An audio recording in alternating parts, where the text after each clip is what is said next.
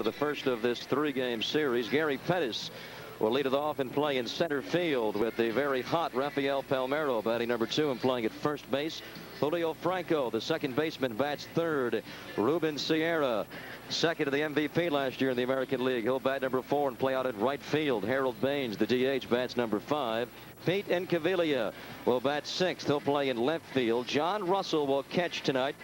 He will bat number 7. Steve Buechele, the Stanford Cardinal, will hit number 8 and play at third base with the shortstop, Jeff Hewson. Scott Sanderson, his first time through the American League, having tremendous success in his 12 starts. He has won 7 and lost 2. The 2 no decisions resulted in the A's defeats. His ERA at 3.25 in 63 2/3. He has given up 64 hits, but just 23 earned runs, walking 26 and striking out 33. The defense behind Scott Sanderson, and Carney Lansford is not in the lineup tonight. Mike Gallego will play at third base as Carney will miss his 3rd in a row with a strained tricep of his right arm. Walter Weiss at short, Willie Randolph at second. Doug Jennings gives Mark McGwire the night off at first base. Jamie Quirk will rest Terry Steinbach, and the outfield with Jose Canseco out of the lineup remains the same. Ricky in left, Dave Henderson in center, and Felix Jose, who's playing well, over in right field. Doug Jennings simply resting McGwire and Carney Lansford. In the original report I got from Tony, I spoke to Tony before the ball game. He said Carney's going to be in the lineup tonight. He's good enough to play. You and I can't. Both watched him take batting practice, a very effective batting practice. At the time, he said his elbow was fine, but to start this ball game, he is not in the lineup. Well, again, you know, we had a chance to talk to him. I said, Carney, how's the bow feeling? He said, feels pretty good. You're not really sure until he gets out and throws a little bit. And maybe Tony just decided not to take a chance. Gallego's doing a good job out there, and give him an extra day's rest. The home plate umpire is Don Deckinger. At first base, Durwood Merrill. John Shulock at second base, and Tim McClellan will be the umpire at third base. Gary Pettis will step in to lead this ball game off. Pettis hitting at .231 with 2 homers and 16 RBIs his first year here, after playing last year in Detroit and previously with the California Angels. First pitch called strike. Rangers come in at 24 and 33 in 6th place in the American League West, 15 games behind the Athletics. He's at 38 and 17, have won 3 in a row in 5 of their last 6. First time this year they are 21 games over 500. Here's Sanderson's 1-1 to Pettis. Fastball, he fouls back. You can look at the outfield and you can get a good idea where they're going to keep the ball on Pettis. You like to keep the ball away from him. They got one of the few guys you watch nowadays where they actually move the center fielder over towards left center field. Doesn't like to pull the ball too much. Last time Sanderson pitched against him, he did, but you just got to keep the ball out there. Pettis blocks the ball. As you see, Dave Henderson a good couple of strides towards left, and he is right on the edge of the shadow. And the Sunfield very badly out at right for Felix Jose to start this ball game. 2-2 awaiting Gary Pettis. And there's a sharply hit base hit to left field going the other way. They were playing him correctly, but he found a spot. And immediately have to concern yourself with Pettis, as he is second in the American League in stolen bases to Ricky Henderson. Well, if you get a bunch of pitches away like this, you look for it, you can put a pretty good swing on it, and he does. He just goes to opposite field, line drive. Batter is Rafael Palmeiro, who is very hot. His average up to .311. He is 7 for his last 13 with 2 homers and 5 RBIs in his last 3 ball games. Sanderson gives Pettis a look over.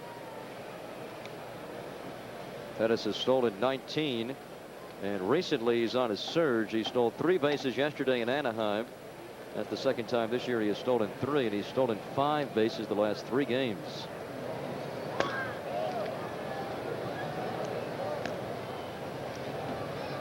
A lot of guys that hit behind base stealers, they love it because they get a lot of fastballs. Palmeiro left-handed hitter, likes the fastball like most guys, and it gives him a big hole over at first base. Although you can't really tell Pettis just to stay there and give him a hole to shoot through. You got to get something going. And he's got tremendous speed. You can see Scott's worried about him right there. But you can't get too caught up in Pettis over there, or you make a bad pitch, and then you're down 2-0. No, Palmeiro swinging the bat very well. Pettis has moved up in their batting order. He was hitting number 9, but he has flip-flopped with Jeff Hewson, who is now hitting number 9, their shortstop. Palmeiro and Scott Sanderson were teammates in Chicago with the Cubs. Pettis is moving. Jamie Quirk's throw skips, and Pettis steals second base. His 20th stolen base of the season. Pettis gets a pretty good jump, not real big, about 3 steps, and Jamie comes up, makes a pretty good throw. It's one hop, but Walt has to take it a little bit behind the bag and bring it back in. Here we're going to see Jamie coming out here, gets rid of it real quick. But again, when you got a guy with speed like that, it's tough to get him. Jamie Quirk making just his 5th start of the year and his 4th as a catcher. Pettis immediately into scoring position for Palmeiro. Count is 2-0. Hits the ball in the air. Shallow right. Randolph is back, but coming in is Felix Jose, who makes the catch.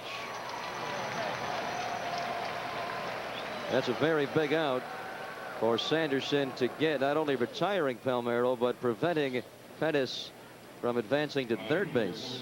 It sure is. Now you can be kind of careful here with Julio Franco. You can pitch around him, try and set up a double play combination. Sierra is an excellent hitter, but it is a big play. You hold the guy at second base, and you give the pitcher a chance to get out of the inning without giving up any runs in the first inning. That's a pretty good way to start. Franco has seen his average dip down to 293 as he is just 4 for his last 24. For a second baseman, though, he is a tremendous hitter, probably the best hitting second baseman in Major League Baseball. He will take his hacks, and he fouls that pitch back. Last Wednesday in Arlington against Scott Sanderson, he was 0 for 3 before Sanderson was lifted. He wound up going 0 for 5, and that ended an 11-game hitting streak for him, and since that time he's gone into a bit of a tailspin.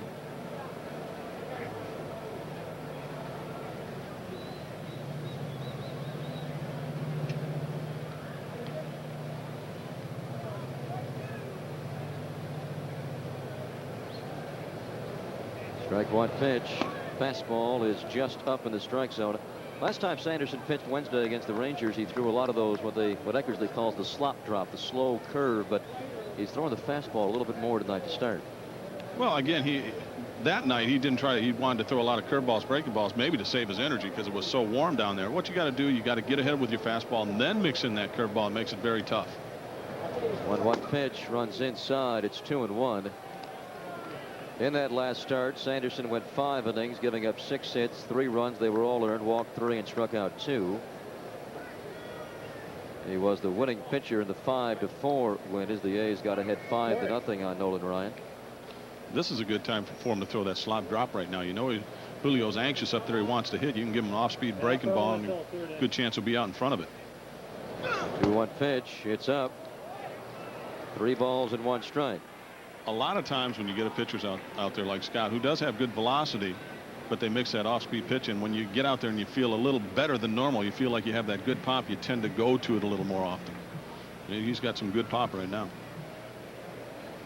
First base is open. Ruben Sierra, a very dangerous hitter, is awaiting. 3 balls and 1 strike. They duck in behind, but no throw.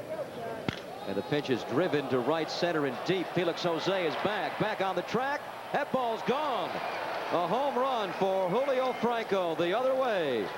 And the Rangers take a 2-0 lead. That's a situation right there where you went to the well a little bit too often. A lot of fastballs away from everybody. And 3-1 count there, easy to hit. Here's the pitch, and it's a fastball right over the middle of the plate on the outside, and he's just looking for it there. Here's a swing, goes right in it, and just smokes it. You can see Felix Jose looking back, and he has no chance on this one. Julio Franco can't hit a career high 13 homers last year. That's his 5th this year. He already has 27 RBIs. The Rangers jump out quickly. Ruben Sierra fouls the first pitch off. Gallego gives a hard chase, but the ball is 3 or 4 rows back into the crowd. These 2, 3, 4 hitters in their lineup, Palmeiro, Franco, and Sierra, are nicknamed the Three Amigos, and they are extremely difficult. Then you have the 5th hitter, Harold Baines, and then you go down to Pete Incaviglia, who's a very dangerous home run hitter. This lineup is certainly potent. They are struggling offensively and struggling as a team, but any given night they can bust out big. Well, they've got a lot of talent on this club. There's no doubt about it. Their pitching is really their weak point, but they got some guys that can score some runs, and you got to be very careful out there. You can't just lay fastball after fastball in there unless you throw like Nolan Ryan. They're going to hit some of them. Here's the 1-1. Slow curve misses outside. Ruben Sierra comes into tonight's ball game with a 6-game hitting streak. 8 of his last 24. Here's the 2-1. And once again, Sanderson gets himself into a 3-1 situation.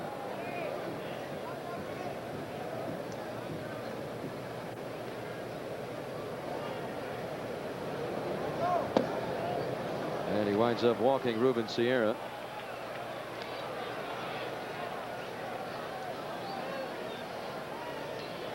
One of those situations, maybe when he was down in the bullpen, he felt really good, or maybe he didn't feel comfortable with his breaking ball. He didn't have a good breaking ball down the bullpen. And when you're a starting pitcher, a lot of times you go out there for the first 2 innings and you feel for it. You feel to see what you have, because, you know, they say you don't get anybody out in the bullpen. But he's struggling a little bit. He might have to try a little something different here.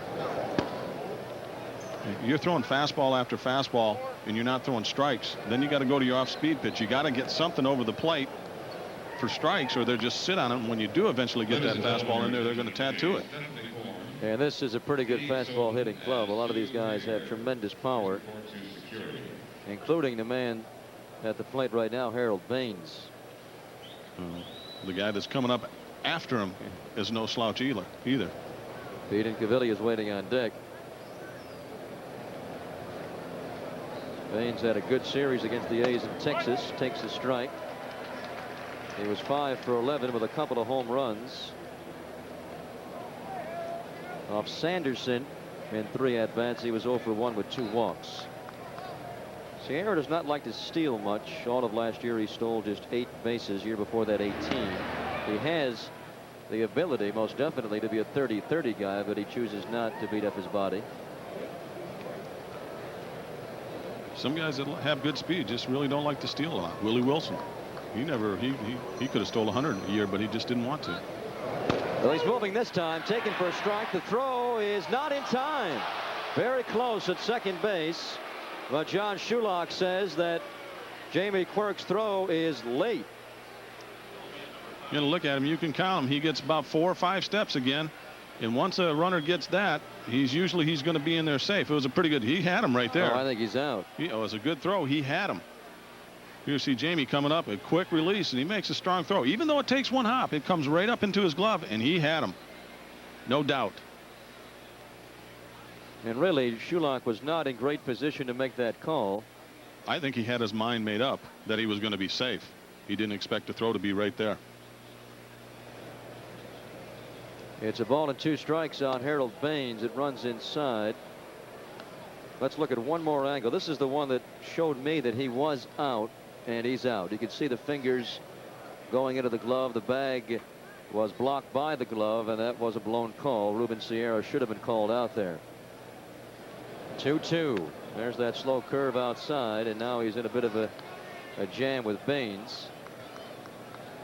The Rangers taking advantage of the start to Jamie Quirk. Not that he's a poor catcher, but he has not started much behind the plate. Just his 4th start this year as a catcher, and they've stolen 2 bases off of him at the top of the 1st. 3-2 pitch. Called strike 3.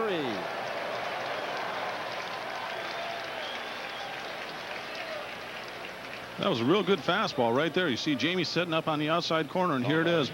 Bang. Right in his glove. Maybe a little bit off the plate, but if the catcher's sitting there, and it hits a glove, usually it's going to be called a strike. You're saying they're trying to take advantage of Jamie there. I don't think it's so much as they're taking advantage of Jamie as they are of Scott. Yeah. Scott's a little bit slow. He's got the big kick to home plate, and if your guy gets 4 or 5 steps before he releases the ball, I don't care if Johnny Bench is back there, whoever it is, he's going to have to have a bazooka to throw the guy out. He's not doing a good job of holding him on, and he is an off-speed pitcher, but he's throwing more fastballs tonight. There's a breaking ball which Incaviglia grounds to Walter Weiss, and Weiss guns him out, and the first inning is done, but Julio Franco hits an opposite field 2-run home run off of Scott Sanderson, and the Rangers scored twice to open up a 2-0 lead.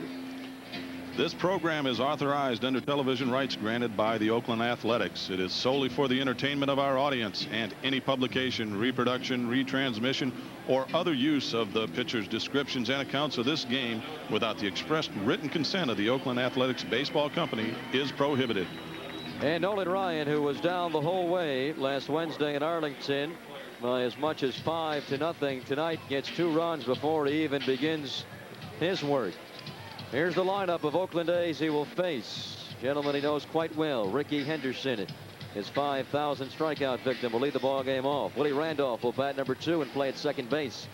Doug Jennings will play first base tonight for Mark McGwire and bat 3. Ron Hasse in the lineup again tonight. He'll DH and bat number 4. Felix Jose out in right field, bats 5th. Dave Henderson will bat number 6 and play in center. Jamie Quirk, the catcher, hitting number 7. Walter Weiss, the shortstop, bats 8th, and Mike Gallego in his 3rd consecutive start at third base for the A-Link Kearney Lansford will bat number 9. Nolan Ryan's numbers are 4 and 3 with an ERA of 5.11, but he was 4 and 0 off to one of his best starts ever before suffering the back problems. And since that point, in his last 5 starts, he is 0 and 3 with an ERA of 8.86. Still, he has 62 strikeouts in 49 1/3. The 62 Ks are 8th in the American League, despite the fact he missed 3 weeks with the back problems.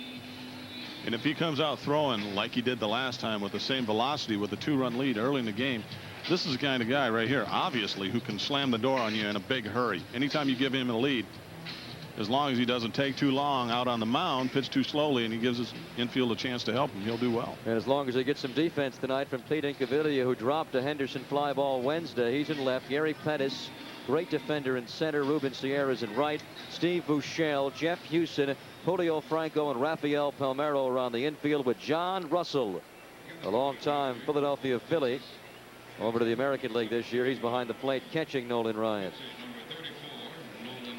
Nolan Ryan is out inspecting the Coliseum mound. He has not pitched here in a couple of years.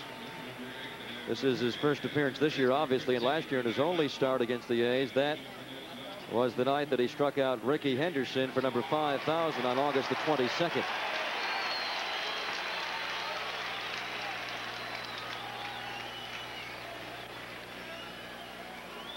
.347 average for Ricky is good for 3rd in the American League behind Ozzie Guillen at .352 and Ken Griffey Jr. at .348. Ryan's first pitch, fastball right down the pipe.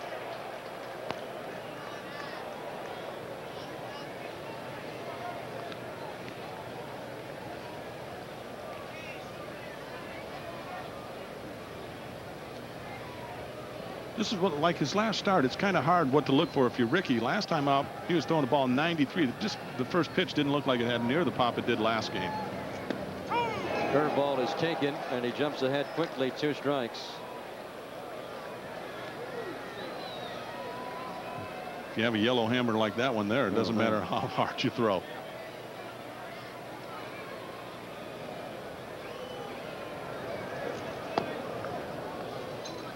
One ball and 2 strikes. Ryan went 5 innings last Wednesday, threw 113 pitches. 71 were strikes.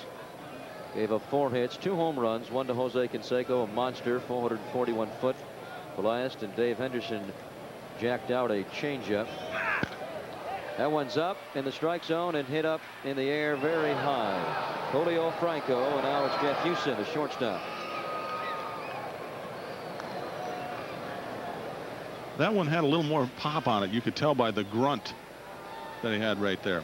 Nolan's the kind of guy, though, you don't know what he's going to throw you as a hitter. You look at this guy and say he's throwing 95 miles an hour, and he might drop a snapdragon on you, curveball. You just can't believe it, so you can't really look for anything up there.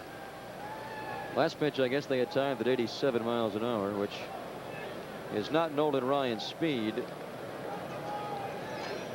But as you were talking with Charlie Huff last week, Nolan, up until that game Wednesday when he was throwing routinely in the 90s, he had been starting off slowly, building towards the 90 plus in the high 80s. And then eventually by the third or fourth, picking up his speed. Well, that's a pretty good fastball right there. It's down the strike zone. A lot of guys do that. The great pitchers, I always believed that for the first 2 innings, they were hittable. Then when they get in their groove, if they find it, it's going to be very, very hard to beat them. And Nolan, if he hits a groove, he gets that fastball popping, you know, it's very tough to hit him. 2-0 pitch. Randolph slaps it back. Willie did not play in that ball game against Ryan in Arlington. He is just 2 for his last 14, 5 for his last 27. Did make a big defensive play yesterday to start a double play ball on Bo Jackson, which helped settle down Bob Welch. The A's won that ball game 3-2 and swept Kansas City. 2-1 is fouled back. That ball that Jackson hit to him on that double play, if he didn't catch it, it probably would have skipped over the wall. Well, that's the only one he hit, though. It was not a good afternoon for Bo. 0 for 5 with 4 strikeouts.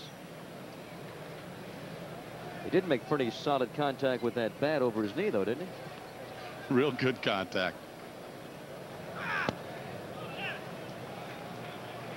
3-2.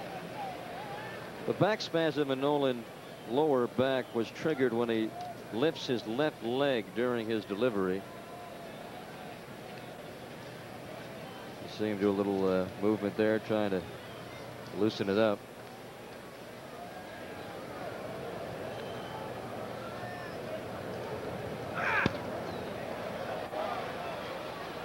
He's definitely not throwing as hard as he was the last time we saw him. He's in the range right now where he's very hittable. Again, these guys are going to look at him. It's when you look for something that's going to be about 94 to 95 and then you get something 86, 87, sometimes you really can't pull the trigger on it. You foul a lot of pitches off. 3-2 pitch. And Willie is fouling the pitch off of the right side repeatedly. And that's a good indication when guys aren't really throwing that hard, just hard enough where you can get you can't really get a good piece of it. You can make contact, but when he's on, those pitches right there, they have no chance on. Yeah, well, the A's struck out 8 times in 5 innings against this guy last week. 3-2 again. That was out of the strike zone. They're going to appeal, and he struck out. Home plate umpire Deckinger says that Randolph is out. He felt he checked the swing, but no.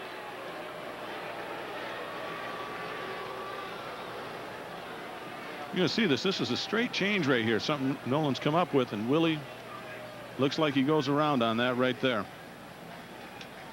The batter, number 2. Take a side view look at it. Watch his bat. If his wrists go out in front there, the end of the bat goes out. That's a questionable run right there. It's hard to tell. He really didn't break his wrist. His forearm's bent a little bit, but he really didn't break his wrist. Number 5,139 for Nolan Ryan. Doug Jennings hurt Nolan Ryan in that ball game Wednesday. That's a big reason why Tony has him in the lineup tonight. He slapped a bases loaded single off of Ryan. That's what really hurt him. Just like that pitch right there. Nolan made all these pitches, fastballs away, throwing hard. Then he throws an off-speed curveball in the same spot. A guy looks out there all day long, and then he gets an off-speed pitch. He's going to rack it somewhere. 0-1 goes up. Well, Ryan said it wasn't a bad pitch, but I don't know that kid. Now that I know him, I probably won't throw him another breaking pitch in that situation. Might have been setting him up. He could throw the breaking ball right here. That's just, no telling what he's going to. Strikes out Willie Randolph on a 3-2 straight change. I know Willie's in the dugout saying, "Can you believe this guy? Challenge somebody." There's a good pitch there. Well, that's the critics of Nolan Ryan will say, man, you throw 95 miles an hour. Why do you nibble around so much and not, some nights you're content to strike people out with a curve when you can just blow it by him every time. Well, he's just been blessed with such good stuff that he wants to use it all. And again, it doesn't make a whole lot of sense to me. I didn't have the God-given talent he did, but if I had a 95 to 100-mile-an-hour fastball, I wouldn't worry that much about my breaking ball. 1-2 pitch. Well, he strikes out the last two, retires the side in order, and it's 2-0 Texas at the end of one. Mike Gallego playing over at third base again tonight for the injured Carney Lansford. And before the game, Steve had a chance to talk to the gag man. I'm standing here with Gag Man, master of all positions. You started off the season as a regular second baseman. Now you're playing everywhere. Tonight you're going to be at third base. You've been there the last couple nights. What kind of mental preparation do you have to do to get ready for that? Regular second baseman, that seemed like a long time ago, didn't it? I just have to go out and get my work in and get my ground balls at whatever position I'm playing that day. And if I'm not playing, I try to make sure I get them at second and, at short and third, because those are the least comfortable of the three positions that I play. But like I said, I just got to stay within my work habits and try to get as many ground balls as I can and, get my hacks in too. When you're over at third base, is that the hardest for you to play? Because you almost have to change the way you throw the ball to first base. Yeah, it's the throw. It doesn't really bother me as much as just the reaction time over there. It's you can't really get a jump on the ball, or read the ball off the bat. It's just a reaction play over there most of the time. And if you catch it, you make a great play. If you don't, it's a base hit. So it's kind of a nice way to look at things. But whereas as opposed to shortstop, you really have a lot more time to make an error, and I think it's a more difficult position for me to play. When you were starting the season off at second base, you were struggling a little bit at the plate. Now that you're moving around a little bit, being spot started here and there, your batting average has gone way up. Do you feel it helps you a little bit to come in and play that way, or how do you approach it? Not at all. Not at all. I think it's just that I'm getting my timing down at the plate. I made a few adjustments at the plate. I just feel better at the plate now, whether I'm playing second base every day or if I'm playing, the utility role. I'd much rather be out there every day, no doubt. Especially when you're swinging the bat well. You want to get as many at-bats as you can, but the way things are right now, I just got to keep playing the role that they put me in and hopefully get a chance to get out there as often as I can. Gallego had an extraordinarily sound series against Kansas City with 5 hits and 8 at-bats. His average is now up to 218, and when you take into account that he began the year at 4 for 44, he is hitting nearly 300 since that time. Again, batting low in the batting order, guys take him for granted. He's not real tall, a big guy, and they just want to throw the ball down the middle of the plate trying to overpower him. That's a mistake. Scott Sanderson throws one over the head of John Russell on a breaking ball. Russell, the Rangers catcher, starting his 3rd consecutive game, as Gino Petralli, the Sacramento native, is missing the last few with a muscle pull in his neck. On a strike.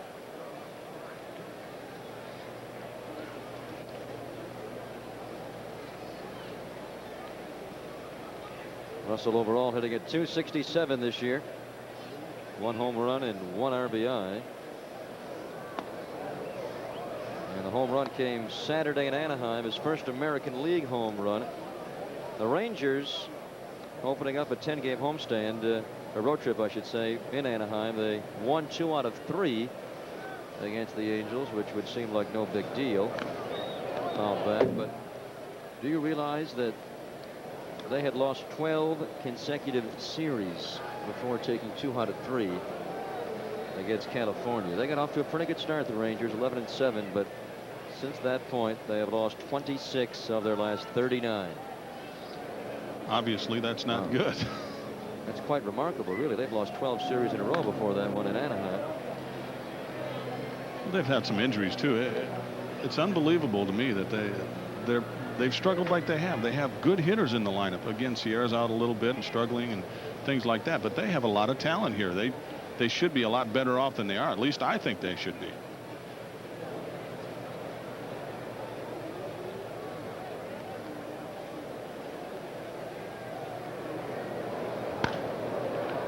Two is fouled off on the first base side. Jennings giving chase. Will not get there. It's back in the crowd. Fans a little bundled up tonight. 62 degrees at first pitch.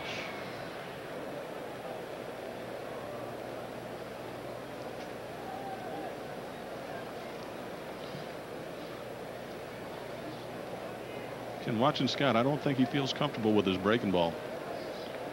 He shook it off a couple times so far. He wants to throw a lot of fastballs away.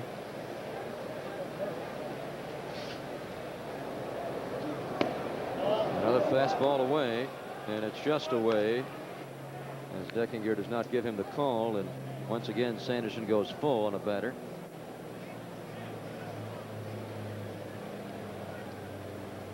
See Jamie Quirk turn around a little bit there and say something to him. Say, hey, that's a pretty good pitch. If he puts it there again, you got to call that a strike. That ball is driven deep to left. Rickey is back, and he'll watch it go out. A line drive shot for John Russell, his second American League home run, and the second one that Sanderson has given up tonight. Rangers take a 3-0 lead. Another fastball right down the middle of the plate. Again, Scott throws the ball straight over the top, and he doesn't get a lot of movement on it. Here, he's setting up away, but the ball is right down the middle of the plate, and he smokes it. This view right here, he's got real good extension, and it's on a line, and Rickey just looks up and watches it, knows it's out from the time it leaves his bat. Seemed like a location problem there. Quirk was setting up outside for the fastball. The same pitch he just missed on. He wanted again, but Sanderson got it too much down the middle. On that situation, you don't want to be too perfect. You want to catch a little bit more of the plate, but unfortunately he got it right down the middle, and 3-2, a lot of guys can hit those. Batter now is Steve Buechele. He grounds one left side. Walter Weiss. The Doug Jennings out number one.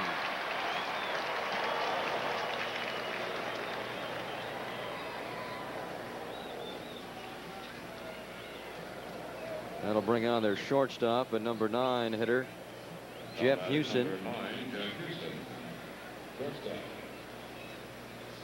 Hitting at .266. He was obtained in early April, just before the start of the regular year, from the Expos organization for left-hand pitcher Drew Hall. Got off to a good start offensively, but he is struggling a bit of late. 10 for his last 60. His average was at .337, and now it's down to .266.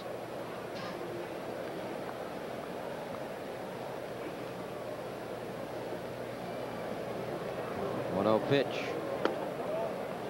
And Sanderson just repeatedly is falling behind.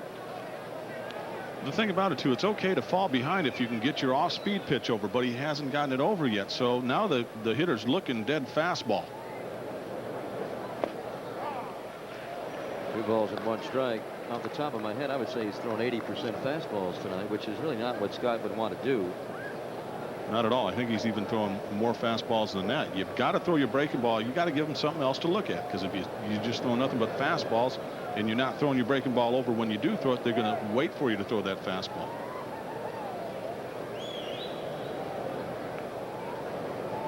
Two-one pitch, misses again. 3-1. And those pitches are pretty close right there, and you're not going to get them called. The umpire, you've been wild. You're not throwing a lot of strikes, and when you do make a good pitch, he's not going to call it for you. Called strike 2. Sanderson was more of a fastball pitcher when he was younger with the Expos and Cubs. Then he had the back problem, had a disc removed, and he's changed his style.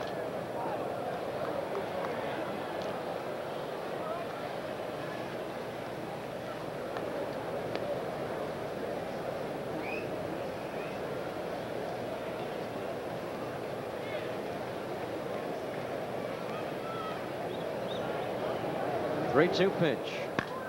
Popped up left side. In comes Rickey, and he makes the play for out number 2.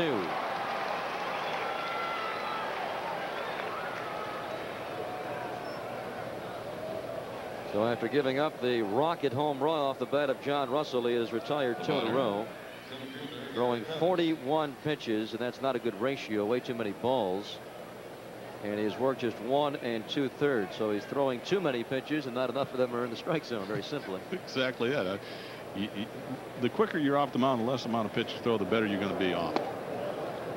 And again, he misses with the slow curve, which is the key to success for Sanderson. When he's at his best, caddies, He's mixing in that slow curve and getting it over for strikes. We've said it a bunch of times. To be effective, he's got to throw a lot of strikes. I mean, you can say that about anybody, but maybe more so in his situation. He's a spot pitcher. He has good velocity every now and then. He's not a smoker out there, and he's got to get that breaking ball over. 1-1 the other way again for Pettis. He is now 2 for 2, twice roping base hits to left field.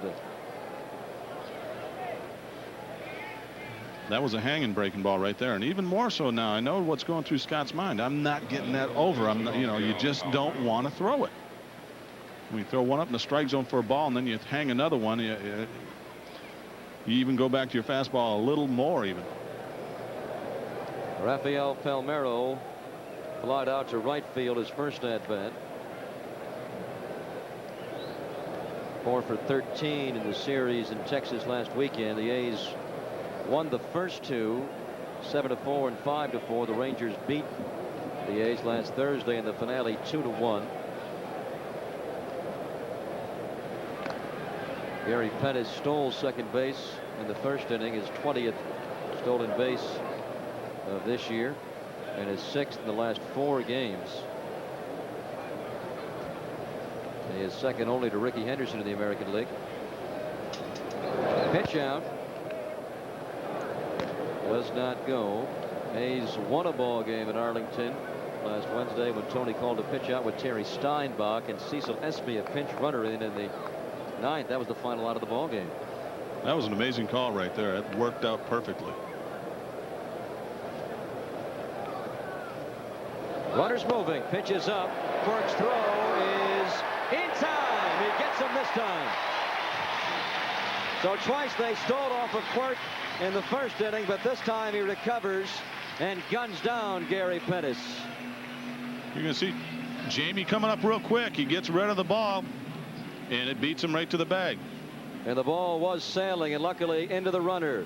Middle of the second, 3-0 Rangers. I'm minding my own business, and this guy on the phone is chewing my ear off about how I gotta leave AT&T. Save big, we're better. So now I'm wondering what's in the fine print. Like, where do these savings come from? If I got a problem with my bill, I'd speak to a machine, or can I maybe talk to somebody with a pulse? But they say switch and save. So I said to the guy, let's put it in writing. Guy says, excuse me? Don't get pressured. Get the facts. You know and I know. Still not AT&T. You step to the mound. They're expecting a squeeze play, but no, because you're using Matchlight charcoal with lighter fluid already added for perfect lighting every time. Matchlight from Kingsford, what the pros use.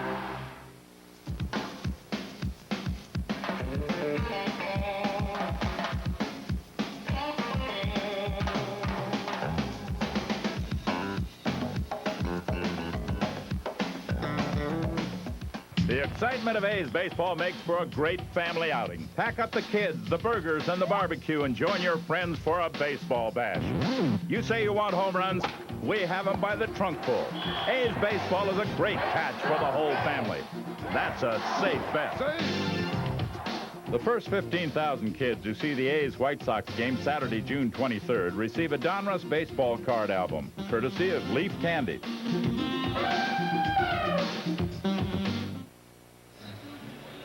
The Athletics are happy to announce a new attraction to the Coliseum. Foster Farms Family Place is a custom-designed area for youngsters and their parents to go during the ball game.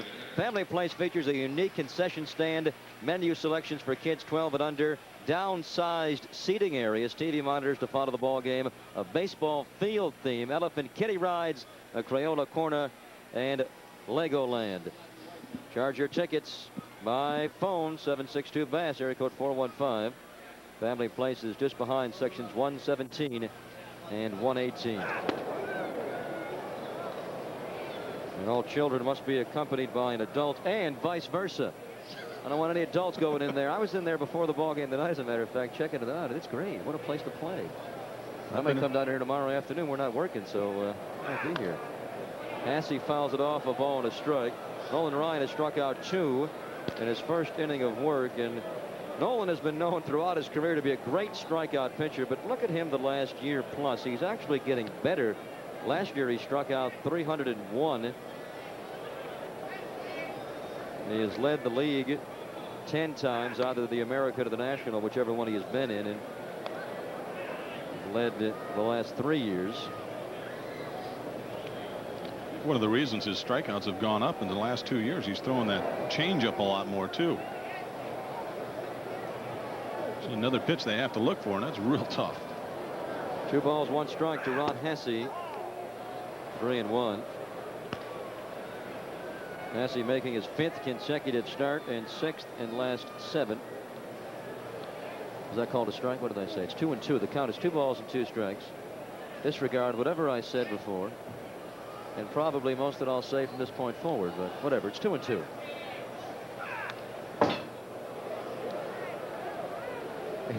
It's assuming anybody was listening to me before. I was listening. I caught it. Yeah, sure you were. Somebody punched me in the arm. Last year was the 6th time Nolan struck out 300 or more. First time in the American League it's been done since 1977. Well, that's a very nice pitch there to get Ron Hesse. He has struck out the last 3 in a row and retired all 4 he has faced. This is the old ringworm changeup right here. It just dives down and away, and the hitter, after looking at his fastball, has no chance on that pitch. Batter is Felix Jose, the number 5 slot in the order, playing at right field for the injured Canseco, doing a fine job of it in a pretty good series against the Royals. 3 for 11 with 3 hits the last 2 ball games. He did not play against Nolan Ryan in Texas last Wednesday. Oh, and a strike to Felix Jose.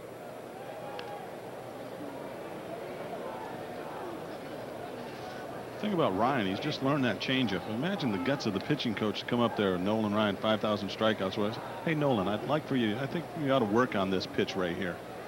And he gets that one down perfect. 2 balls and a strike. Now the curveball also he throws masterfully, and he keeps himself just in impeccable physical condition, which has allowed him to preserve that 90-plus fastball.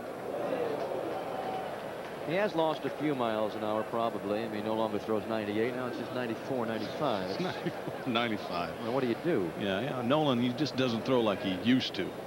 Still gassing it up there. If you blink your eyes, it's gone.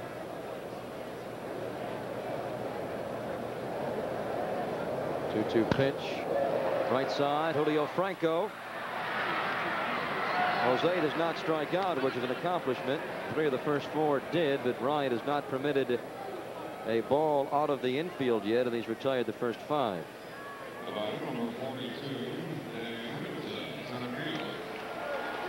Here's Dave Henderson, who saw a Nolan Ryan changeup and blasted it over the left center field wall in Arlington.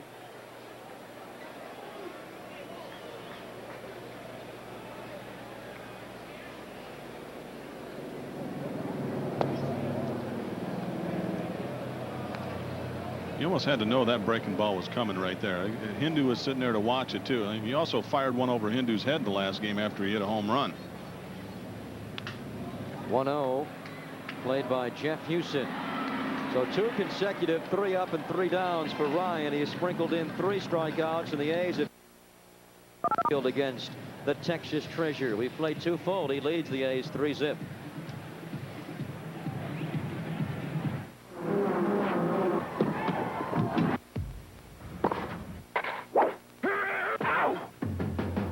Sports Channel America turns up the heat this summer with exciting sports. The Pro Boxing Tour is in its 2nd year and will continue to bring you today's heavy hitters and tomorrow's champions. It's a knockout.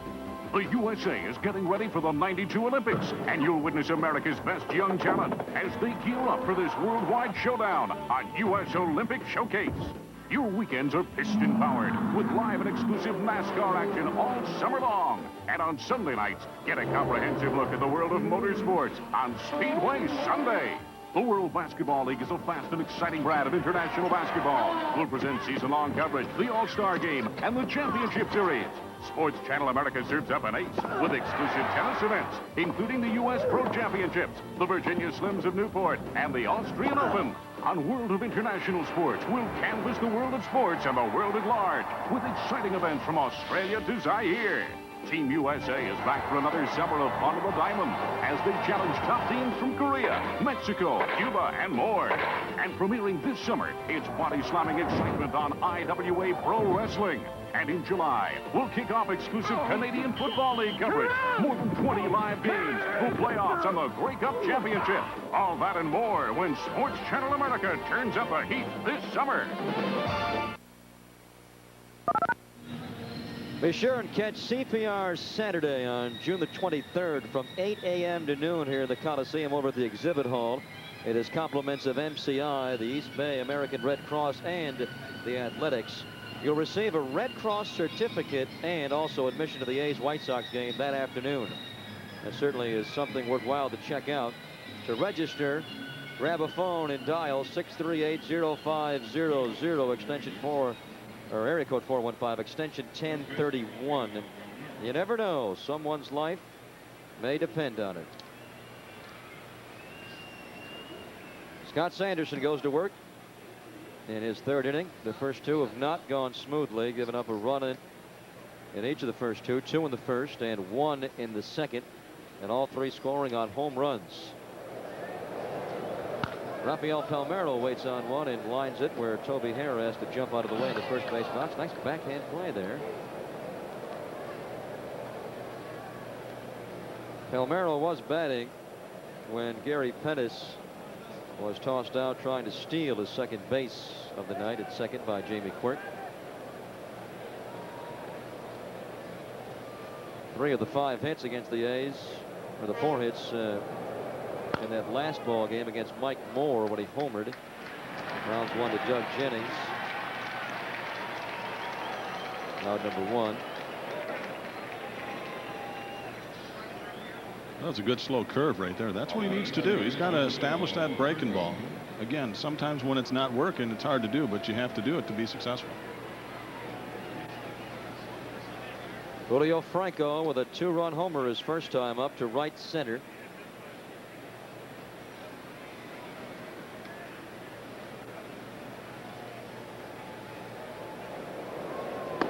There's the slow curve taken for a strike.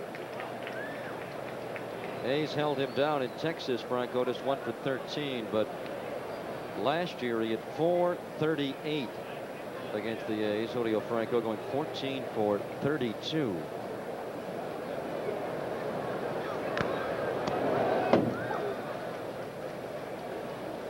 You don't see too many second basemen hitting number 3 in a batting order, but this guy really can swing the bat. That's for sure. And I'm just watching his hands.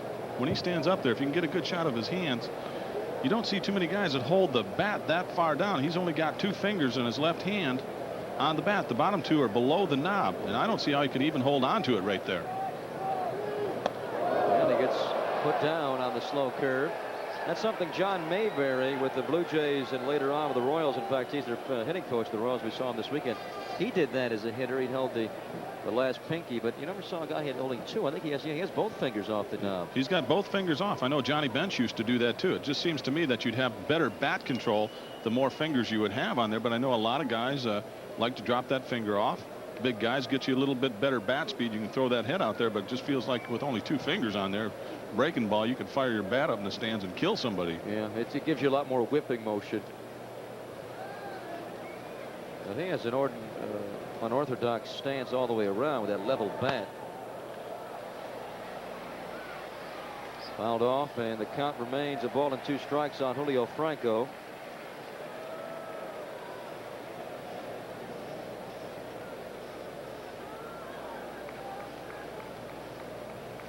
Two-hand play. Tremendous play. We saw a guy yesterday make a one-hand snag on a home run. Danny Tarnable. Was it Tarnable who blasted it yesterday? One of the guys blasted one out of here on Friday. And the guy just reached up and kept his beverage completely still, didn't spill a drop, made the play. Of course, the next day he went to the hospital, had an X-ray. He was cool. Got a ball, about $4,000 worth of medical cool. work. That guy was California cool, man. He never even flinched. Must be an old ball player. Well, they don't get hurt. They don't show pain till after the game. He was a hero in his world that night. He was my hero that night. He made a great play.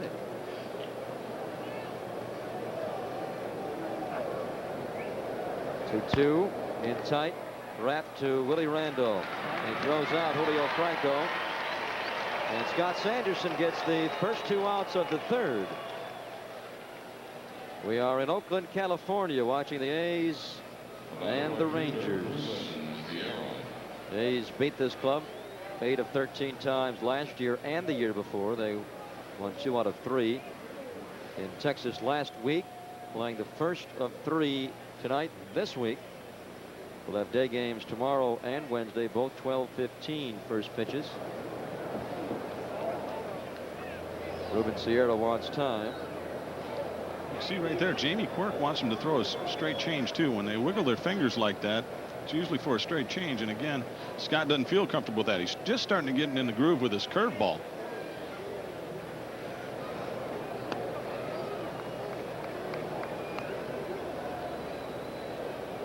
That must be a horrible feeling to go out there with less than your best stuff and just try to wiggle your way through it somehow and develop it. But the curveball is working better and better as he goes. Early on, he was getting little success with it, not throwing it for strikes, throwing it very infrequently. But now he's mixing it in every now and then and getting some strikes. Well, again, that's the key to success. It takes you a few innings sometimes to get your rhythm out there and find out what's working for you. You're smart enough to know that it's going to come around eventually. There's a good pitch, jumps ahead of ball and 2 strikes.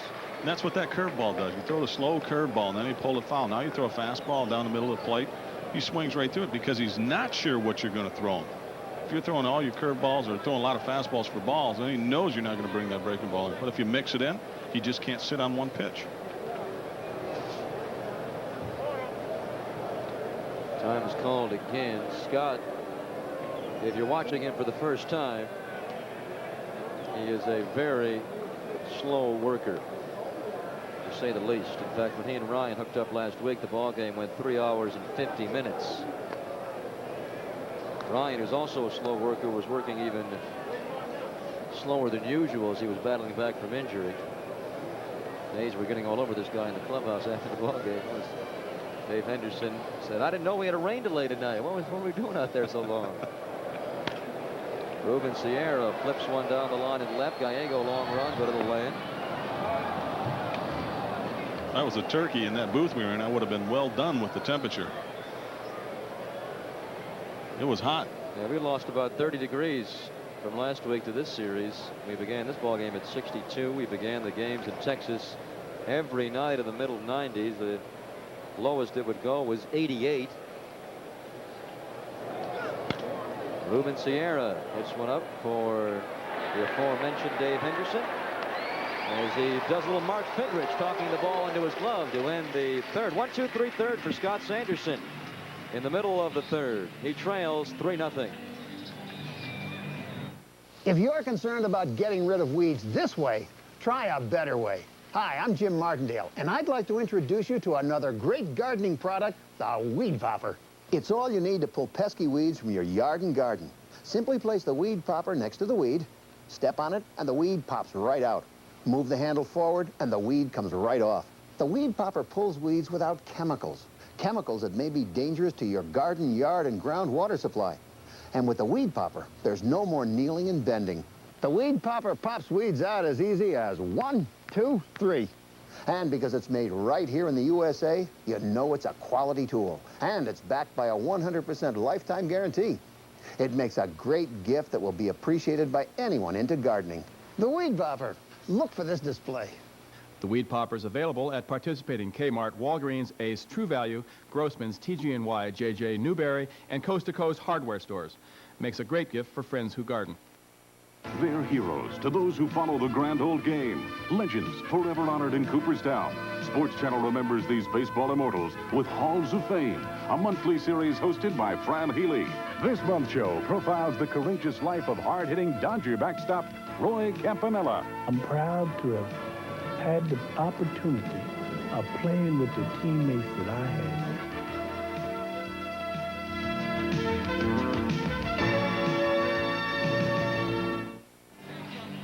In addition to CPR Saturday, June the 23rd is also going to be a big ball game for you card collectors. First 15,000 kids, 15 and under, each will receive a Donruss baseball card album, including 8 Donruss 1990 A's baseball cards, compliments of Leaf and Donruss. Get your tickets at Bass or stop by the Coliseum box office. Get well, Jose Canseco. And we all reiterate that from his fan club out in center or right, wherever they are. Jose still in Children's Hospital over in San Francisco, intermittently in traction. Jamie Quirk hits one solidly to center, but Gary Pettis hardly has to move. He's a great defender, Pettis. That was the first ball that was really tagged off of Nolan Ryan. First ball that has left the infield. But Nolan has set down the first 7. Now he'll work to Walter Weiss, having a tremendous offensive year. He had 300 in April, 274 in May, and the average is climbing still in June. 2 for 3 yesterday.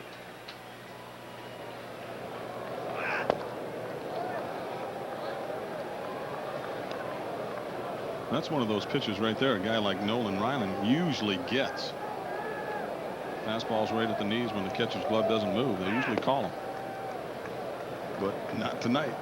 2-0. Nolan, to me, physically looks so much better than he did in Arlington last week. He really took an extraordinarily long time between pitches to ease the pain of the back. He walked around repeatedly around the mound. He seemed to rest his hands in a unusual pose on his hips, some I had not seen before, but apparently the Ranger people say he does it quite frequently, but it just did not look like the Nolan Ryan I'm used to seeing that night. Talked to their trainer, Danny Wheat. He said he always, when he bends over in the stretch, he always bends that low. Nothing unusual. Well, he's not doing it tonight. One time that I've noticed. Really not too much of a chance to tell. We'll have to check our source there. That 3-0 pitch is a strike. 3-1 is down low, and there's the first Athletic to reach base. So Nolan's perfect game is not a possibility.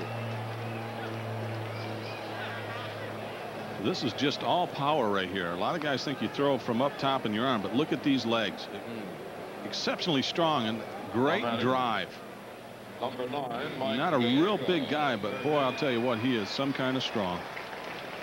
6'2", 210 pounds. Did not like the release. The pitch was not close to being a strike. Mike Gallego against Nolan Ryan. He had a hit in 2 at-bats. Scored a run. Swinging the bat very well. The second at-bat against Nolan the other night, he threw nothing but curveballs. It's going right at him here. Dave Henderson was saying, what, afraid of Mike Gallego throwing him nothing, throwing you nothing but curveballs? I was hoping and praying he'd throw me some curveballs. Again, when he's in the stretch, he bends down there pretty low. We thought there he goes. There he goes. We thought he was trying to stretch out his back, but they'd say that's just the way he goes into looking to get the signs. That's obviously something he does in the stretch with runners on base that he does not do. Runners moving. Weiss is moving. Pitch inside for a ball. The throw is not in time. Weiss steals second base. Throw was a little bit high. Walt got it in underneath the tag. Again, a lot of people like to run on Nolan. He's a little slow.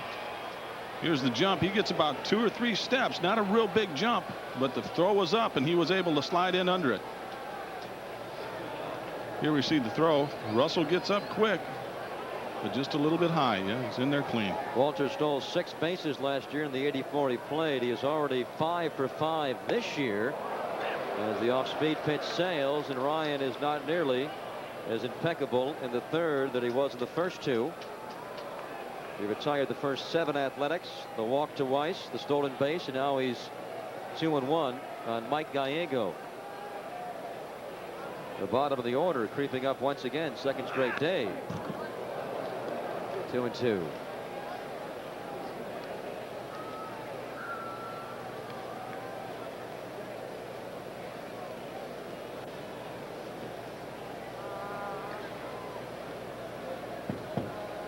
Sometimes you wonder. I wonder how he can pitch. He has such good stuff. You know, like what pitch do you want to throw here?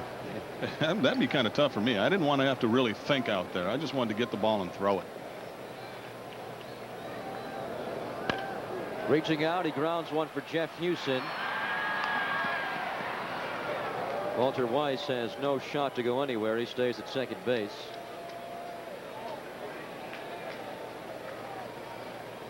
That'll bring up Ricky Henderson. When you were healthy and had that great year, how fast would you pop a fastball at? 92 to 94, 95. Well, that's good enough, Cat. It worked. Oh, man. It worked. Sometimes it worked.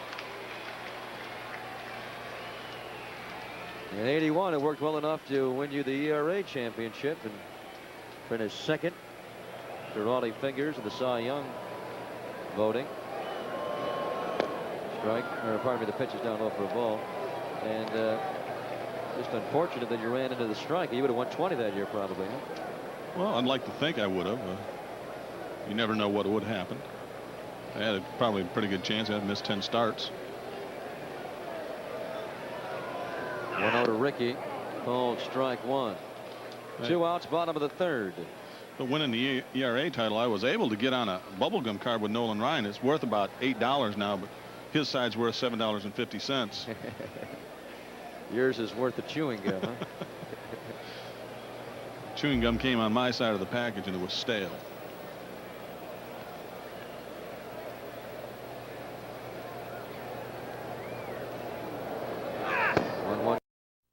In his career, he has won 20 only a few times.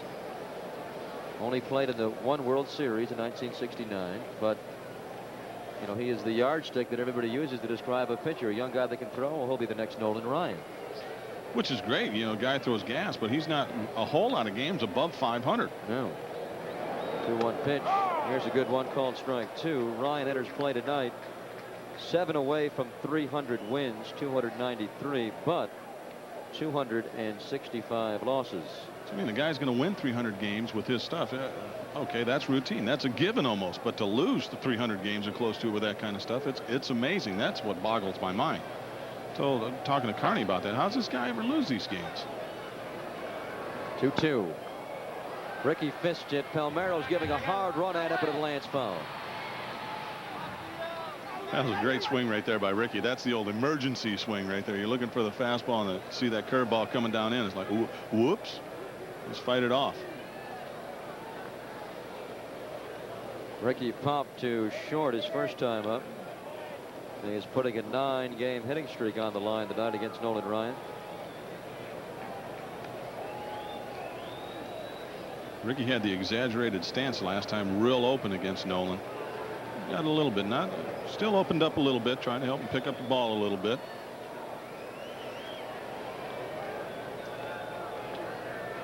Two pitch. Struck him out again.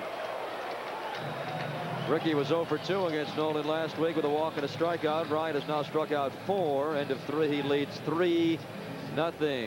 Bobby Valentine in his 5th year managing the Rangers. He spoke to Steve McCatty before the ball game.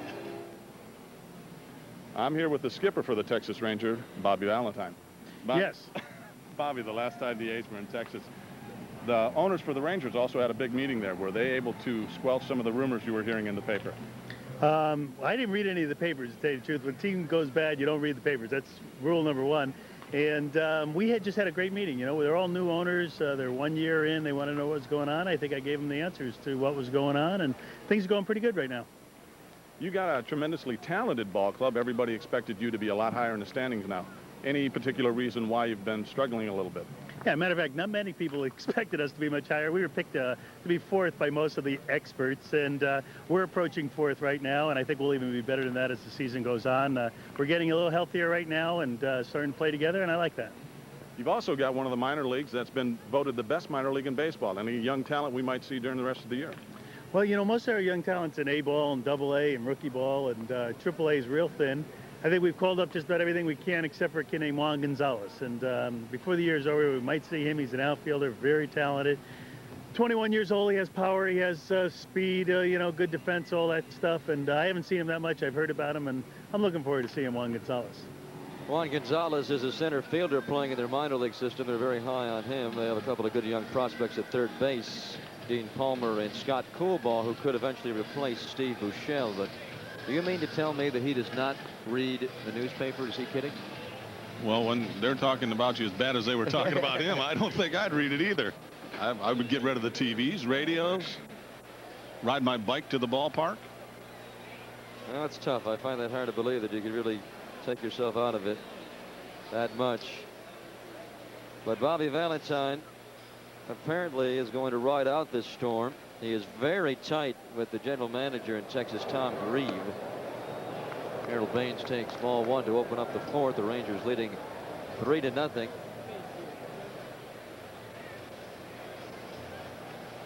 Harold Baines struck out looking his first at bat, and here he slaps a single the other way.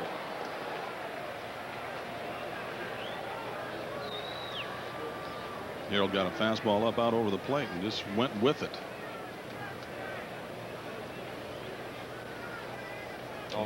That is the 5th hit given up by Scott tonight, and 4 of the 5 have gone the other way. 3 slap singles the other way. Julio Franco's home run went the other way. Only guy to pull the ball was John Russell, who pulled it right over the wall and left. He hit a rope for a home run. Pete Incaviglia hits it straight up. Walter Weiss waiting. Incaviglia may not want to buy a newspaper. He has been the subject of many a trade rumor, and the hottest one lately has him going to the Yankees, possibly for some relief pitching. Greg Cadaret, the former Ray, has been mentioned, as the Rangers are really having trouble in the bullpen. That would probably be a good trade for them. He's struggled down there, and he's not what you call a great outfielder. He works hard at it, but to get a left-hander Cadaret is real tough. He throws the ball extremely well, and that might be a very good trade for him.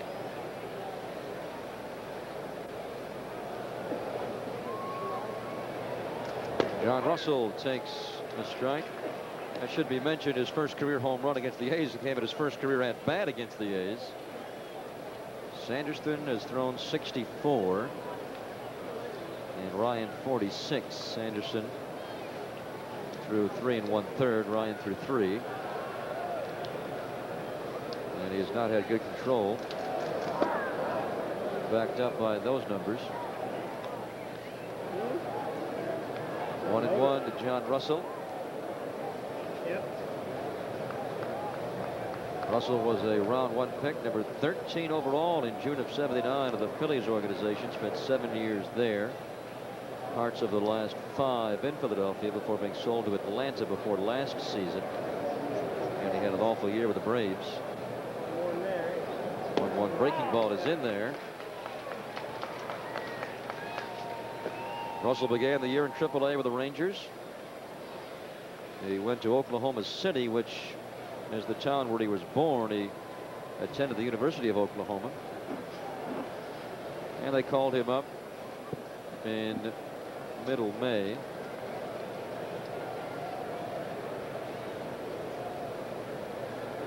So Sanderson's ahead, 1-2, and he goes for the knockout pitch with the slop drop, the slow curve. That's Eckes, the slop drop. The Eck man. He's got them all. He's got a lot of sayings. I like that. It's a character.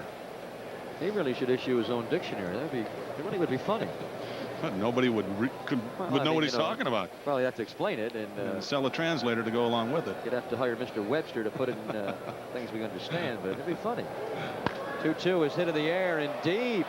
Right center. Dave Henderson appears to have a bead. Yes, he does.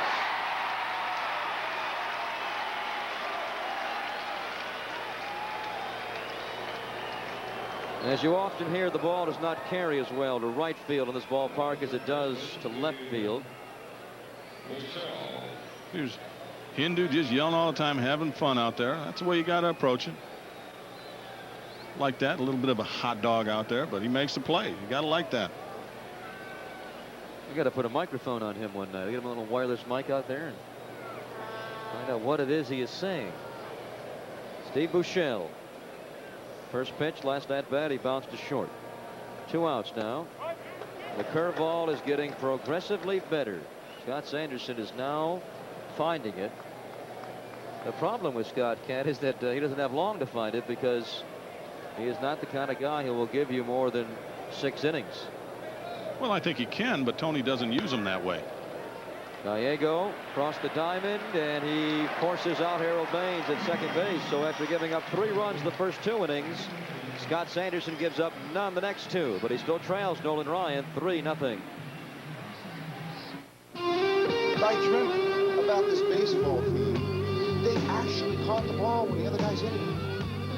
It's our game. We love to see it, share it, and talk about it. The new AT&T Universal Card helps make it all possible. Now, I know that you guys can make this dream a reality for me. It's Visa or MasterCard and the power of AT&T. Show them what we can do today. The AT&T Universal Card. One world, one card. There are few things in life that provide such a thrill that when you acquire them, you come to know the true meaning of pleasure in sound and picture. The feeling is yours alone. Bang and Olufsen.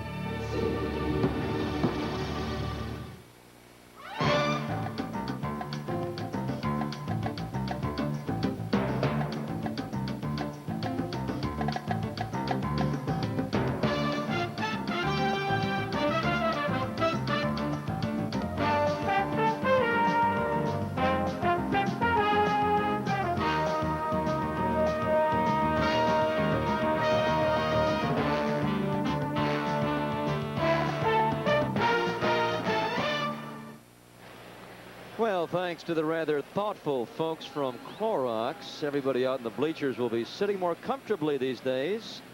They're going to issue those new Clorox bleacher backrests.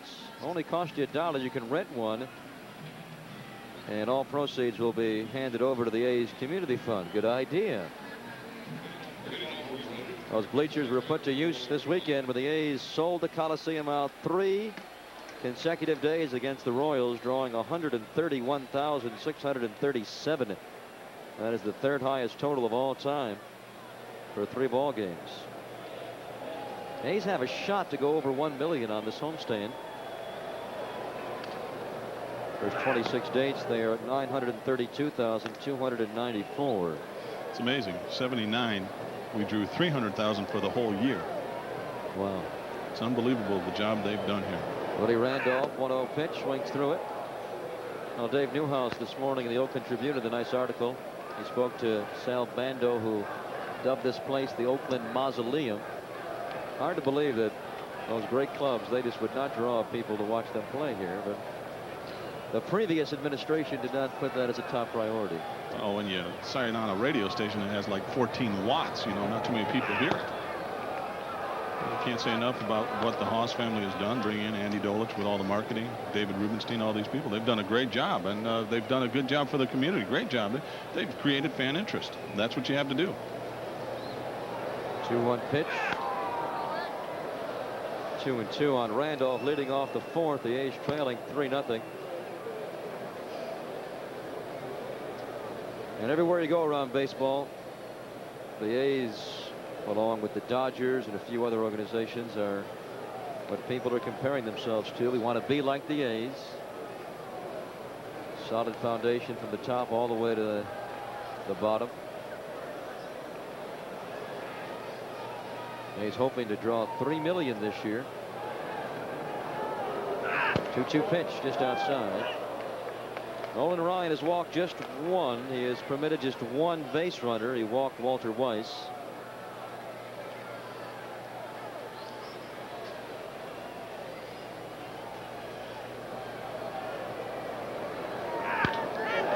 Willie Randolph slams that fastball deep to left center, but it is run down by Incaviglia.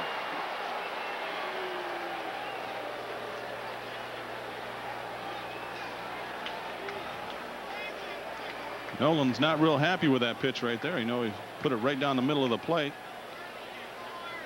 Here's a swing fastball right down the middle of the plate. Willie got all of it. Incaviglia went back, made a good running catch. Incaviglia was referred to as a brontosaurus with a baseball glove by David Bush after dropping that fly ball off Ricky. Now they're going to check the ball here. Hold on here. They are not looking at the ball, and Bobby Valentine out defending. Looking at the baseball to see if he's doing anything to it, or what are they doing here? Bobby Valentine is out.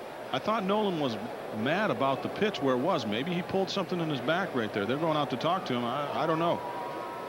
They were examining the ball a little bit. Home plate umpire Don Deckinger, and Valentine immediately came out. The last pitch was a straight fastball, so I have to wonder. Nolan did not appear to physically go to his back, did he? No, I was just thinking when he was rubbing the ball, but then they didn't really check him, so apparently they were looking at the ball right there.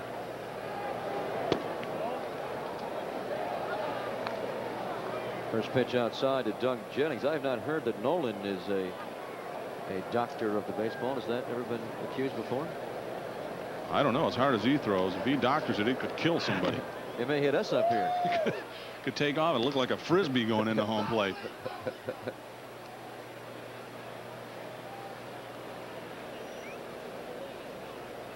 He might now. I don't know. I don't think so. I've never heard that. But you know, if you get away with it, if you get a cut ball out there, you might as well take it and use it to your advantage. Doug Jennings with a good hack there, fouls it off, a ball and a strike. Jennings is starting his 4th game since coming up from Tacoma. This is his first at first base. He has started twice previously at the DH spot and once in left field for Ricky Henderson. Tonight he gives Mark McGwire a rest. And also you have to figure part of the philosophy was the fact that Mark McGwire was 0 for 3 against Nolan Ryan with 3 strikeouts last week. Although Doug Jennings is 0 for 2 with 2 strikeouts tonight. I was just going to say, Mark might have struck out 3 times, but his replacement's not doing a whole well tonight, too. He's just a fastball right here, some gas, and he swings right through that pitch. He was under it a little bit. He was a little surprised that he didn't get it. Nolan's not really throwing hard. Maybe the guys are looking for a little more than they're getting.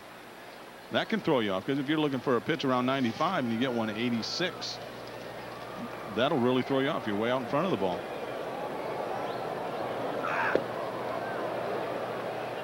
Ron Hasse did not play in the ball game against Nolan last Wednesday. His first at bat tonight, he struck out. Ryan with 5 strikeouts through his first 3 2/3. He struck out 3 in a row. Last 2 outs of the first of the second. Ron Hasse to Gary Pettis, who hardly has to move a muscle to put it away. And through 4, the A's do not have a base hit off of Nolan Ryan, and they trail by a score of 3-0. And while we have a break between innings, let's check out some of the great plays from around Major League Baseball the last couple of years.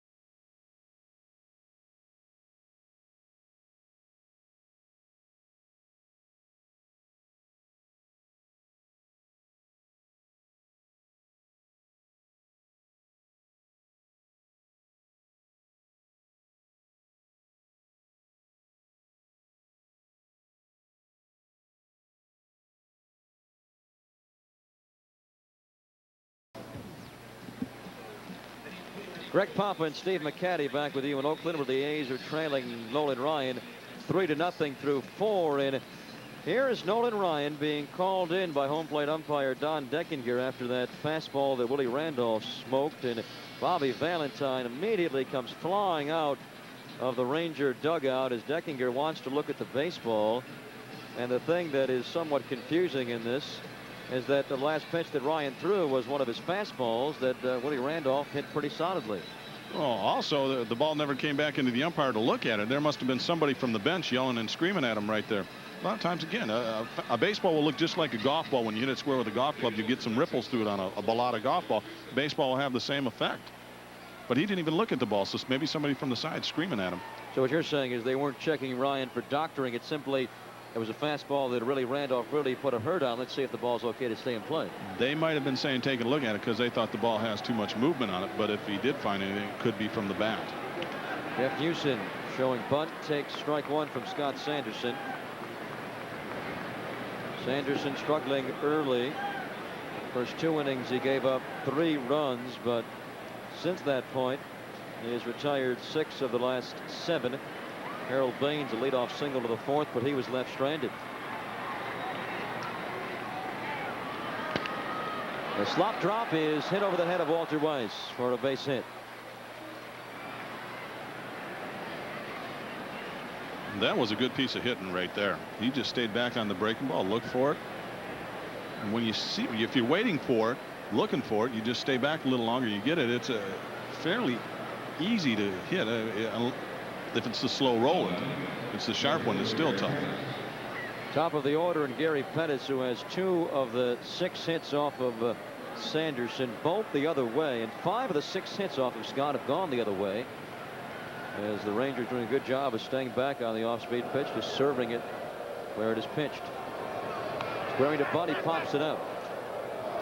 Now this is a good scenario for Bobby Valentine to get expressive. He can do a lot of different things here. Pettis speed, Jeff Houston speed.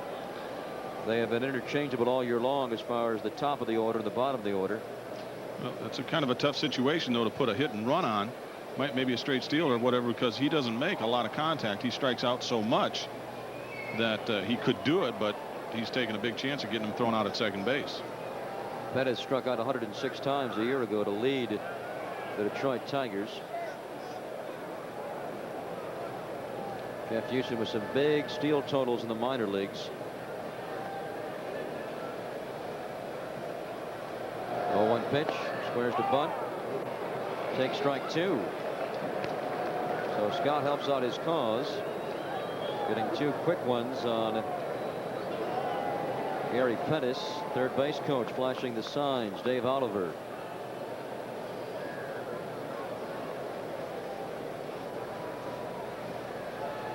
So you would think the bunt option has been taken away, but if he does bunt, forget I said it. Big swing and a miss. You called it, Cat. Pettis strikes out. He's not a good hit and run guy. He just has too many holes in his swing. High fastball right here after the slow breaking ball, and he really has no chance on it. Second strikeout of the evening for Scott Sanderson. Rafael Palmeiro 0 for 2, fly to right, grounded out to Doug Jennings over at first base. Now if you want to put something on now this is a good guy to do it. He doesn't strike out very much. Good bat control.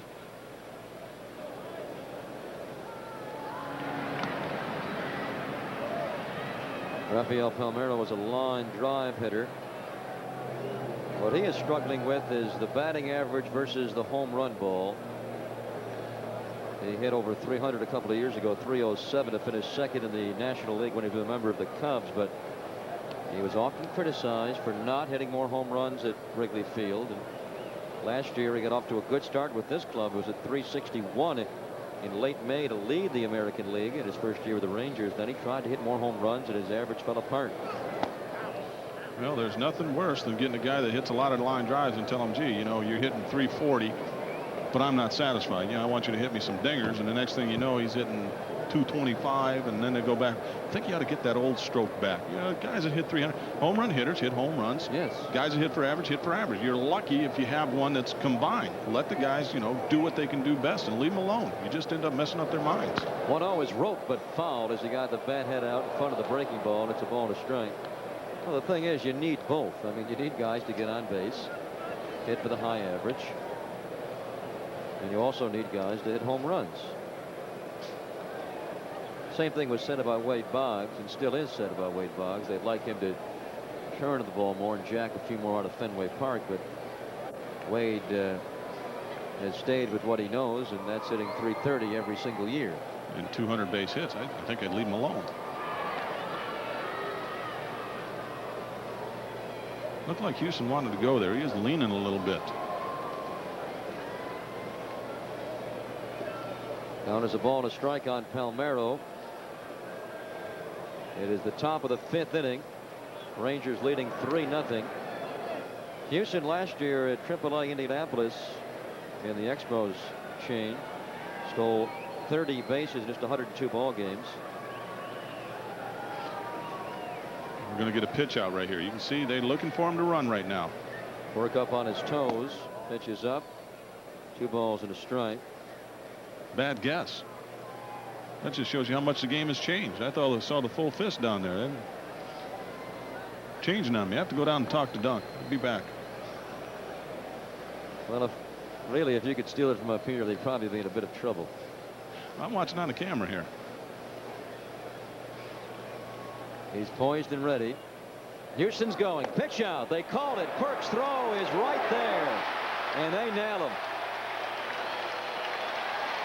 Good time.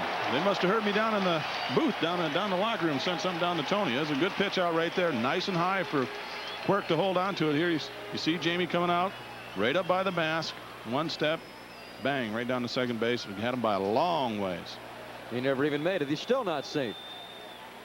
So they stole 2 on Jamie Quirk in the top of the 1st. Pettis and Ruben Sierra. But then he has thrown out 2. Pettis and now Jeff Houston. Count is 3 balls and a strike. 2 outs on Palmeiro. Quirk setting up outside, and the pitch goes high and outside, and Sanderson has another base runner to worry about. Palmeiro takes his spot over at first base.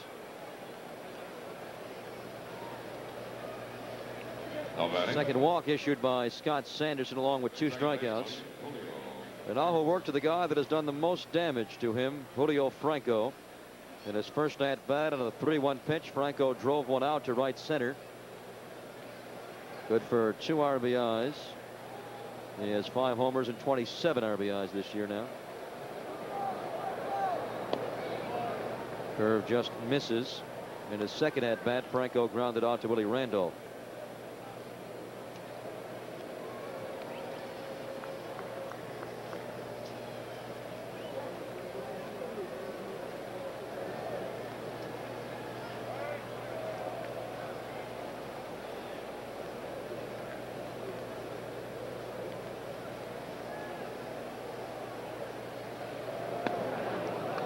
Again missing with a curveball. 2-0.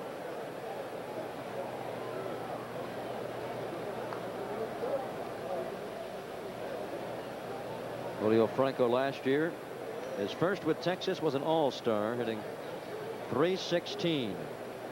Highest average by an American League second baseman since Lou Whitaker hit .320 in 1983. Here he drives one deep to left. Ricky will watch it go, and Julio Franco has hit 2 home runs tonight. Both 2-run shots. And the Rangers lead 5-0. And in the spirit of the bleachers, they throw it back. 2-0 count. He's looking for a fastball right down the middle of the plate. And when he got it, he knew what to do with it. It's right there. He's looking to pull this ball all the way, fastball, and he got it. Made no mistake. That's a good hitter. Look at the fans up there. Good catch. I don't want it. Julio Franco drives one.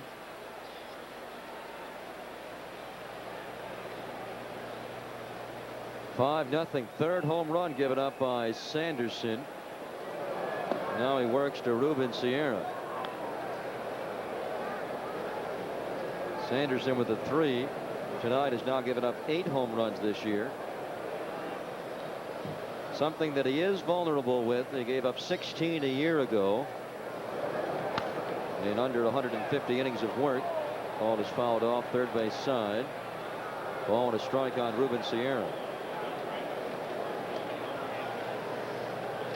That is the first multi-homer game for Julio Franco. He now has 6 home runs. Mike Norris will loosen in the Athletic bullpen. Mike is normally the choice when Tony needs a long reliever, which has not been often.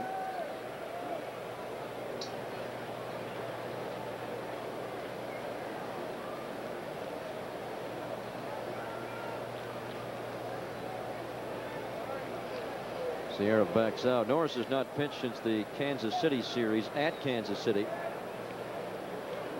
on June the 2nd, which was Saturday.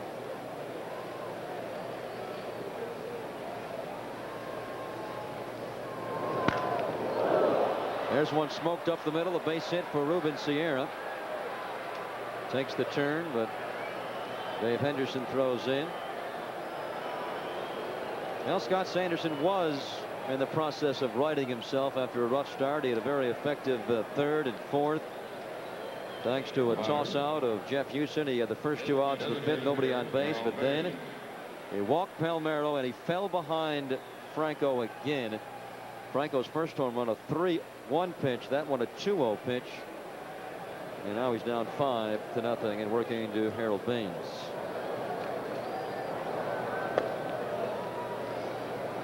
The thing about it too is he's struggling a little bit, and takes Norris a little bit longer to get loose down the bullpen, and he's got a batter or 2 to face yet. You want to stay in this game, you want to get this guy out right here. 1-0 pitch to Baines, called strike. He struck out looking Harold Baines his first at bat, singled the other way in the 4th. I think either way, Sanderson may be leaving after this inning. It's a good possibility. He's struggling a little bit, and it's a chance to give Norris some innings. Ball is roped foul, hit hard, bending back into the seats. Ball and 2 strikes on Harold Baines, who Tony La Russa before the ball game was chatting with around the cage. They spent a long time together. Last 9.5 years, Baines was a White Sox before being dealt in late July. 4-time All-Star the last 5. And a very popular player at Comiskey Park.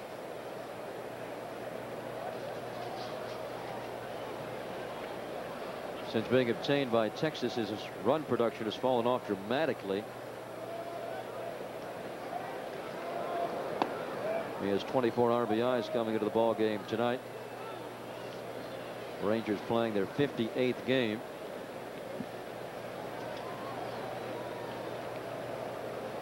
Two and 2 on Baines with Ruben Sierra over at first base. Sierra did steal a base earlier in the game. There's one. The slop drop gets in there and bites hard to get Baines. Baines has struck out looking twice in the ball game, but Franco goes deep again. 2 more runs score, and it's now 5-0 in the middle of the 5th. The Athletics have received impeccable starting pitching the whole homestand. First Kurt Young, then Dave Stewart, and yesterday Bob Welch after a rough start. But tonight it is not a good outing so far, and may be done for Scott Sanderson. Greg Pop and Steve McCaddy back with you. And they got off to a horrible start. The curveball was not going over for him, but then he got himself going, and he fell behind Franco for a second time, and Franco jacked his second out of the night. Yeah, that's exactly what happened. He's had bad location on his breaking ball, and he tried to throw a lot of fastballs. And when you get behind good hitters and you come in with a fastball, they're going to hit it. And that's what they've done tonight. Again, we've talked about it. When Scott has his problems is when he's walking people and not having as good control, and that's what's happened tonight. So the direct opposite has happened since Sanderson battled Nolan Ryan last Wednesday in Arlington. It was Ryan who was behind 5-0, and now it is Scott Sanderson who's behind 5-0. And Nolan Ryan is tough almost always, but he is so tough when he has this kind of lead now. He is, and the thing tonight, he's not just throwing the ball. He doesn't have the great velocity tonight, but he's hitting all the spots. He's making the good pitches when he has to. And this is what a pitcher is. You know, he doesn't have his great stuff, and he's right there. Nolan Ryan, who throughout his career has tossed 5 no-hitters, has given up 0 hits through the first 4 innings of work. Felix Jose will lead it off. The bottom of the 5th, and Jose, first ball swinging, fouls it off. Jose grounded out to the hero so far of the ball game, along with Ryan. Julio Franco at second base.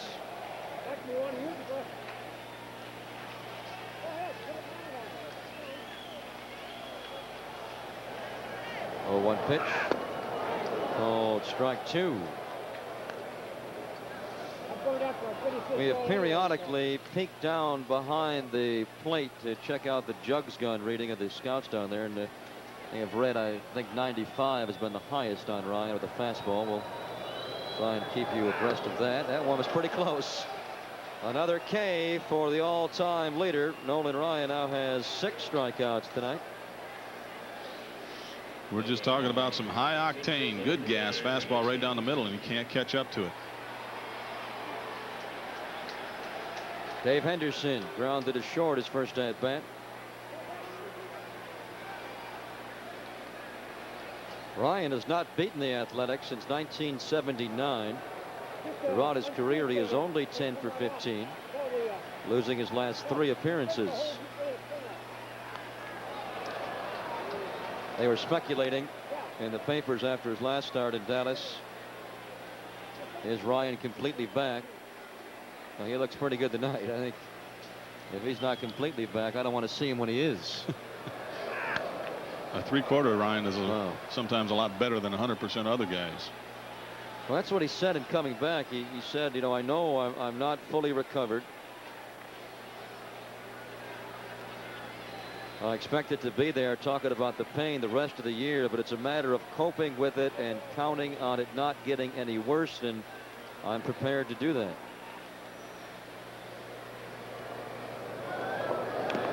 Henderson just a piece on the 0-2.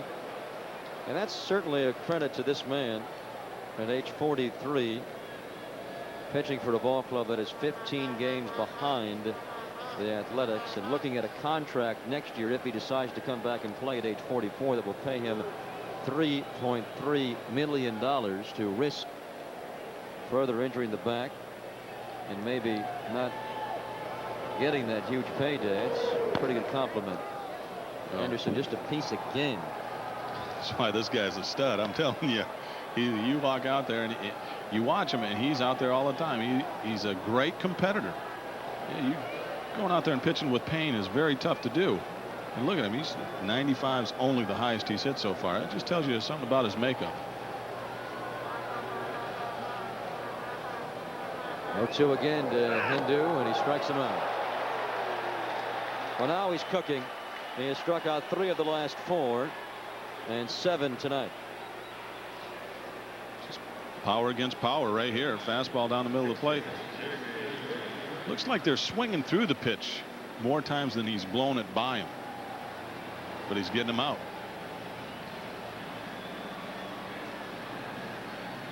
Jamie Quirk is 0 for 2 against the Rangers. What do you mean he's swinging through the pitch? He's just swinging right through it. You're not making contact. You're right on the pitch. You're just missing it. You just swing right through it, and you can't believe it.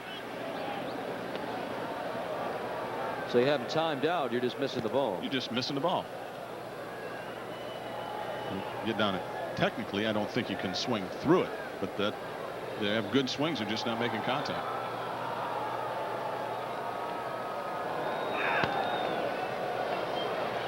Ball and a strike on Jamie Quirk. Jamie made solid contact. He roped one to center, but Gary Pettis was there to make the play easily right where he was standing.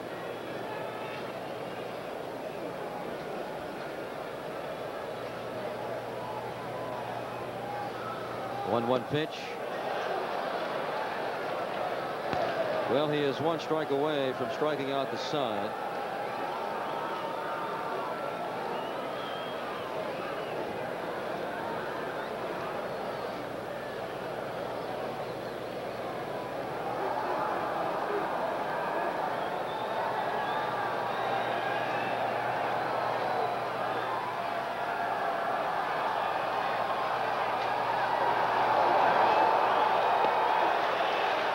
Crowd here is actual. They're doing the wave. They're not up getting excited about Ryan's performance, although you certainly could. He strikes out the side and leads 5-0 through 5. Giants are continuing their home success after winning 6 in a row. They won tonight, beating Atlanta 8-3. They win 3 out of 4 in Atlanta, have now won 9 out of 10. And now they're off to San Diego for games tomorrow, Wednesday, and Thursday. And Sports Channel will be there on Wednesday from Jack Murphy Stadium at 7 o'clock. Trevor Wilson will make the start out of Roger Craig's bullpen against the Padres. And our next broadcast involving the Athletics will be for the next homestand after the A's go off on the road for Chicago and Detroit. 7 games, 4 in Chicago and 3 in Detroit. They're going to return home on June 22nd to take on the White Sox. And we'll be there. Scott Sanderson will begin to work in the top of the 6th with Michael Norris still throwing. Sanderson will pitch to Pete Incaviglia, the Ranger left fielder. Curveball misses. Made the statement last inning that that might be Scott's last appearance and give Norris some innings. They should turn that around. You want to, if Norris comes in, it's to stop them right away, because Nolan 5-0 lead. You know, if they can get to the bullpen, they still have a chance. But they're not giving up on this game. Makes it sound like I think they're giving up, but they're not. If they wanted Norris to get some innings, then he'd be out there right now. 1-0 pitch. Pops it with a fastball. Pete Incaviglia is 0 for 2. Rounding to short and popping out to shortstop Walter Weiss. He leads the ball club in home runs with 10. 31 RBIs. Hits one right side, and Felix Jose puts it away. Incaviglia is 0 for 3 tonight. And the batter is John Russell, who has hit one of the 3 home runs off of Scott Sanderson. Russell drove one out on a line to left his first time up. Then he flied out to right in the 4th. His home run came leading off the 2nd. That gave the Rangers a 3-0 lead. Walter Weiss across the diamond. Makes that play so well, Walter Weiss, going off balance, charging. And we'll check out his footwork as he makes the 2nd out. It just makes it look routine. It's not a routine play. He just gets over there and flips it across the diamond. It's the kind of guy you don't realize. You know he's good, but you don't realize how good he is because he makes a lot of plays look routine. Steve Buechele 0 for 2. Bouncing to short, bouncing to 3rd.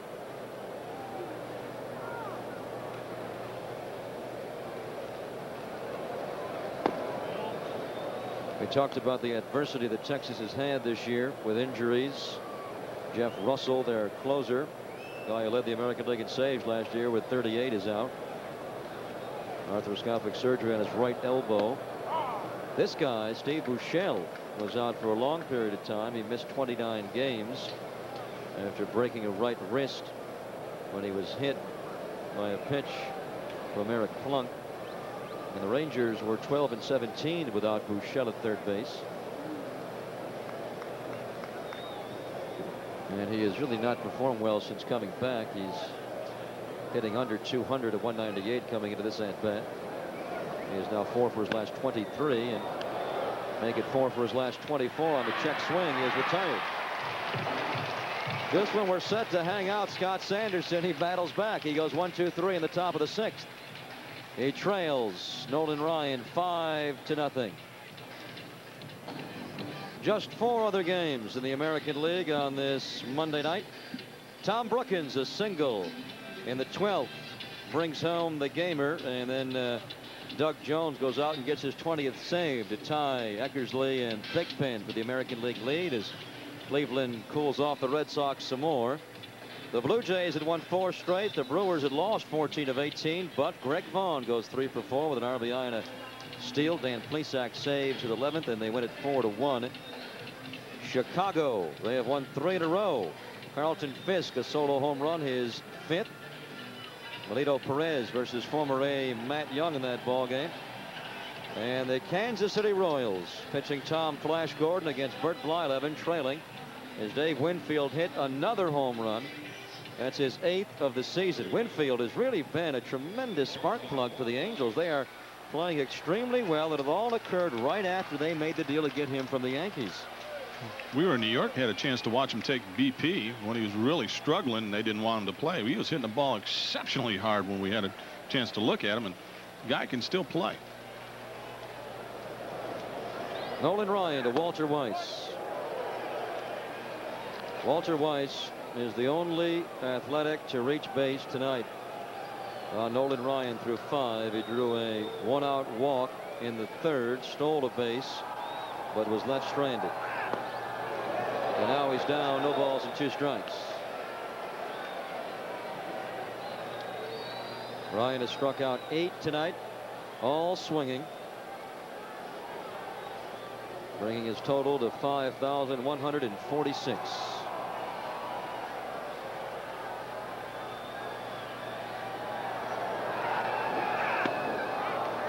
He has left Steve Carlton in the dust. He was at 41-36, Carlton, when he retired. Well, they used to go back and forth daily, and one guy would top the other, but he is pulling away. 1-2 pitch.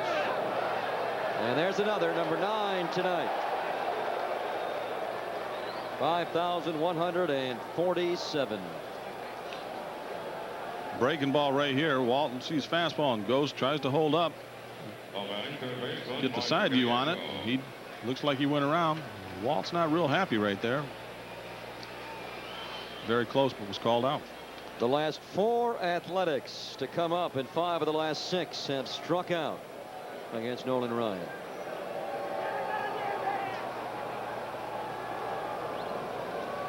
Mike Gallego takes it in tight. Well, Nolan Ryan has done some incredible things in his brilliant career. It is very early, but he may be on to some more greatness tonight. You know about the 5 no-hitters he has thrown, the most in the history of the majors. He has also thrown 12 one-hitters. In fact, he threw one early this year against the Chicago White Sox, a ball game he struck out 16, and the one hit off the bat of Ron Kittle should have been caught. Ball and 2 strikes on Gallego. Rafael Palmeiro admitted that he should have caught the ball. He went back on a little blooper over his head and he stumbled, couldn't get to it.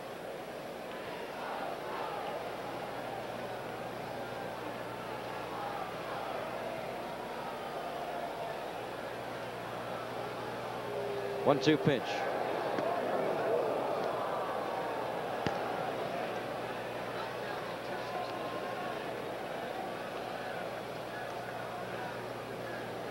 All Nolan's curveballs have been up in the, unless they're right in the dirt, they've been up in the strike zone. That could be trouble for him. 2-2 gets away as he overthrows the fastball. Well, that ball just really took off there. That had a lot of velocity on it.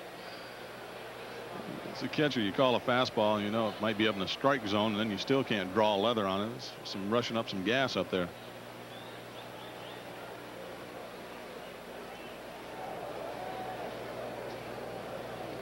Mike Gallego did make contact his first at bat. He grounded out to short.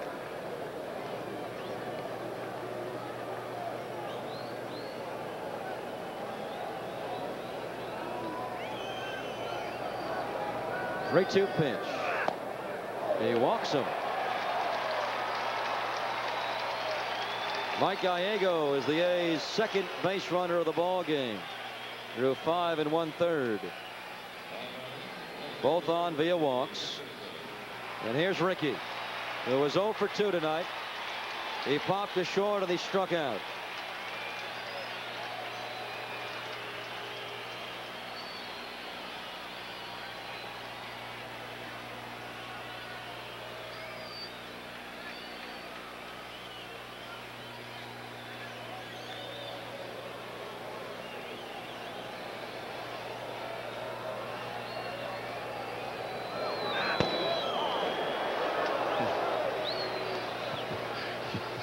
He popped that one a little bit. That was middle 90s. He had some pain on it too, right on the corner. On deck circle, you see the guy in front of you gets 2 balls up over his head, and you go up there and bang, 93 right on the black. The ball has gotten away in the Athletics bullpen where Norris is loosening Incaviglia. Throws it in the crowd. He's a Bay Area native of sorts, growing up in Pebble Beach.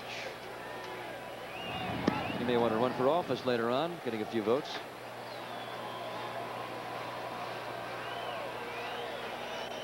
Strike one pitch. The ball and a strike.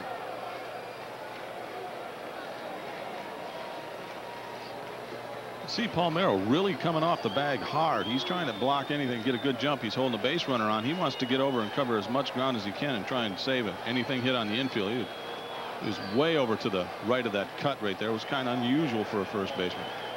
You see a no-no going on out there. They want to do everything they can. They don't want to be the guy that cost him the no-hitter. Here's one driven in the air to center, but Gary Pettis runs it down. Ball was hit, but it hung up for Pettis. One of the fastest center fielders in all of baseball. Anytime a ball is hit solidly tonight, to get yourself excited, but this ball really was Pettis's the whole way. Yeah, it was. Ricky got it off the end of the bat right there, and Pettis, being as fast as he is, he almost boxed it up right there. He's trying to get to it so quick. Ball goes up in the outfield. That guy's got a good chance of catching it. Willie Randolph struck out. Hit one hard, but Incaviglia ran it down on a 3-2 his last at bat. The Athletics have not even come close to a base hit. No one has had to make a difficult play behind Nolan Ryan. Strike. Well, we are in the bottom of the 6th there in Oakland. Rangers 5 runs, 8 hits, 3 of which home runs, 2 by Julio Franco, both 2-run blows, 1 by John Russell.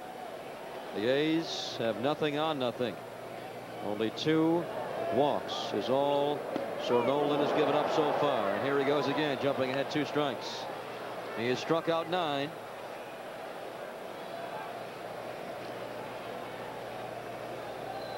Now, we spoke before the ball game, Cat, that Nolan Ryan is very vulnerable some nights. You know, you lose 265, you have your down nights. But when he has it going, he is completely untouchable.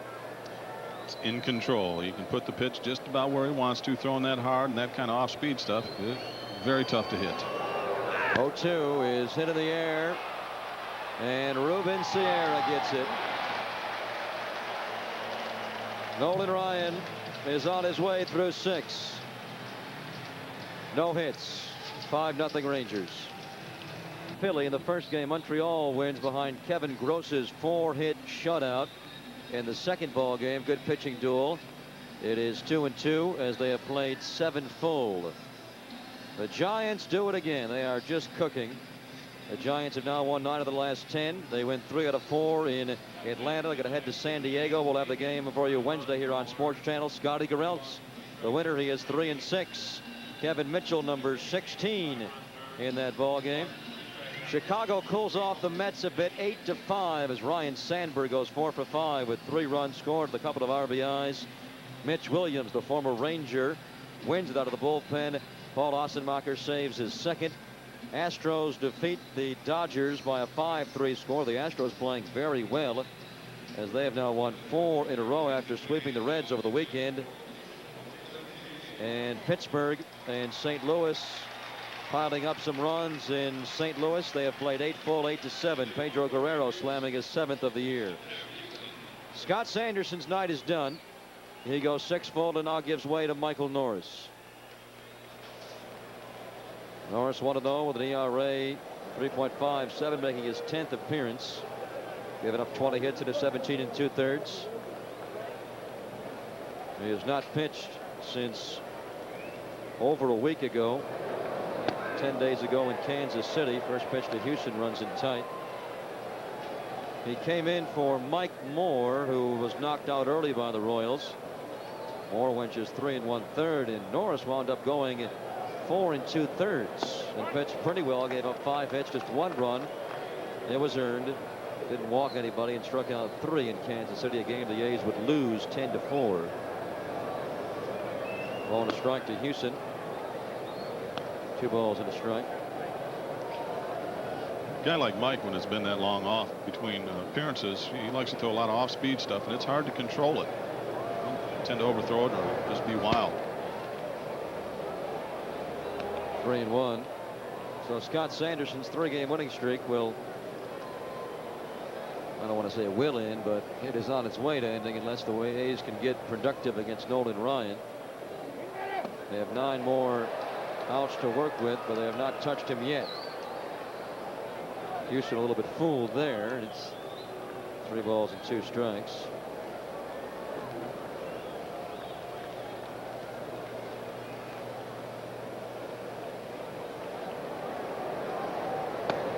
And he walks his first batter. Sanderson walked 2, struck out 2 in his 6 innings, gave up 8 hits, 5 runs. They were all earned, and 3 home runs. And this guy, Gary Pettis, 2 for 3.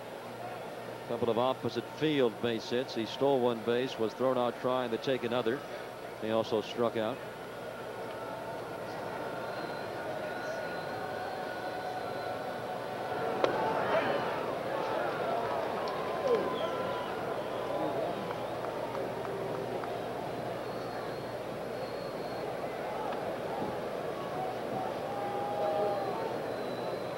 Norris's 0-1 pitch. Pettis misses it.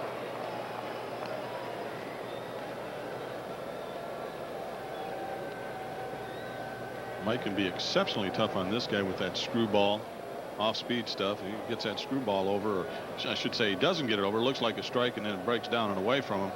Very tough to hit. 2-strike fastball sails up. Pitch you want to use just to set it up right there.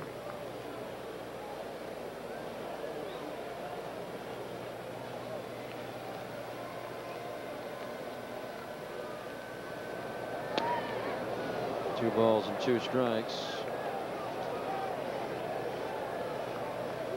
That last outing for Norris, the 4 2/3, and Casey, the longest he has pitched this season, as he is evolving into the long relief role, which is certainly a difficult role and difficult to command your pitches, especially when you have one like the screwball.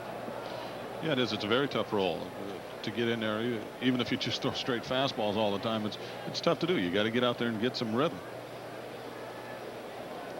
If you don't get in the games, you got to work real hard on the side.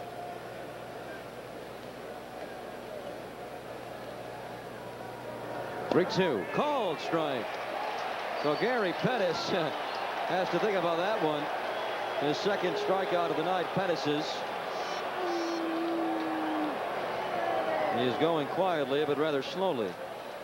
This pitch looked down in the strike zone from up here. Here it is. He's reaching back, grabbing it. Where he caught it, though, it's hard to tell. It's where the ball goes over the plate. We should get a pretty good view right here. It's a strike all the way. Real good pitch. That ball was really diving as it went, so where it was caught was low, but as you're saying, where it crossed the plate was a strike. It's not where you catch it. It's where it crosses the plate. Rafael Palmeiro, who was a good contact hitter, and Houston has the good speed of Bobby Valentine, should try and tack on another here.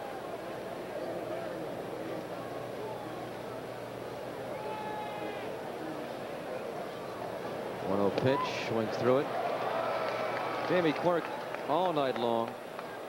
First for Sanderson, now for Norris, has been setting up on the outside. That is the strategy against this ball club in general. Pitch them away. You're not going to try and overpower them. You got to set them up. Now he went inside, and the pitch is 2 inside. It's 2-1. That's the way to do it. You plan on getting these guys out of the way. You got to come inside every once in a while.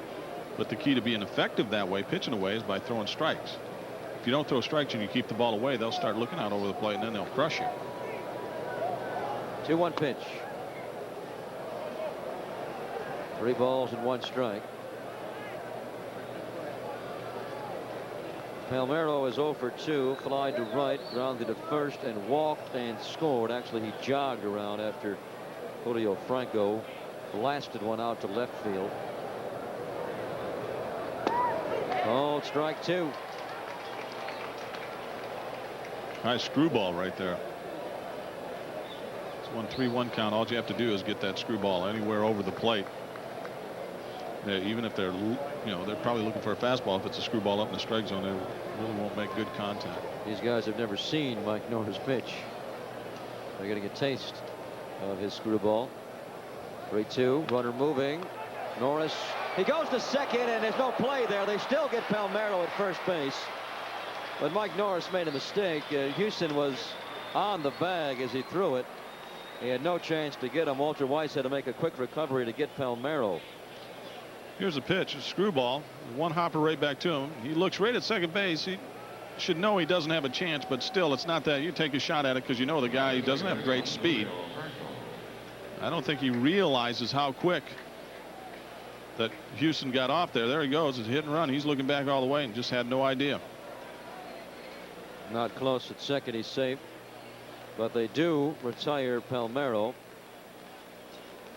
Another RBI shot for the offensive hero of the evening, Julio Franco, with a couple of two-run home runs. Right from Mike Gallego. And he chucks him out. And now we'll get to watch the defensive hero of the ball game, Nolan Ryan, who has given the A's nothing through 6 full. It'll be Jennings, Hasse, and Jose in. 5 fans are stretching here at the Oakland Coliseum. They are wondering, are we going to watch possibly history tonight? Will Nolan Ryan throw number 6? And we have a timely did you know question tonight. You know he's thrown 5, the most in the history of the major leagues. But did you know that he has taken 5 other no-hit games into the 9th only to see them slip away? And twice he did it last year. August the 10th against Detroit, Dave Bergman, a 1-out single. And April 23rd of last year, Nelson Liriano of the Blue Jays, a 1-out triple. Dick Allen, Reggie Jackson, and Mike Schmidt have also broken up Ryan no-nos in the 9th. It is early to start thinking about that, because he still has a long way to go. He needs 9 more outs. But the A's have not even come close tonight to getting ahead against him through the first 6. Doug Jennings has struck out twice. The A's have struck out 9 times. First pitch called strike. Ryan has thrown 85 pitches, including that one he just threw. 56 strikes, 29 balls.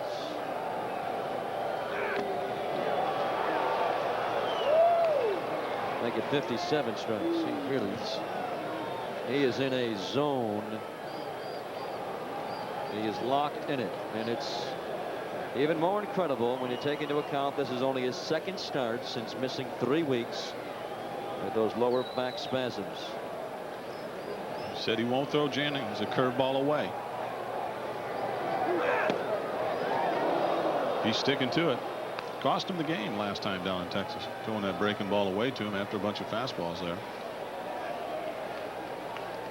I think you probably throw him more of a straight change than anything else, unless he gasses him. 1-2 pitch, just missed. No pain in the back for Nolan Ryan, but he has been just a general pain to the Athletics tonight.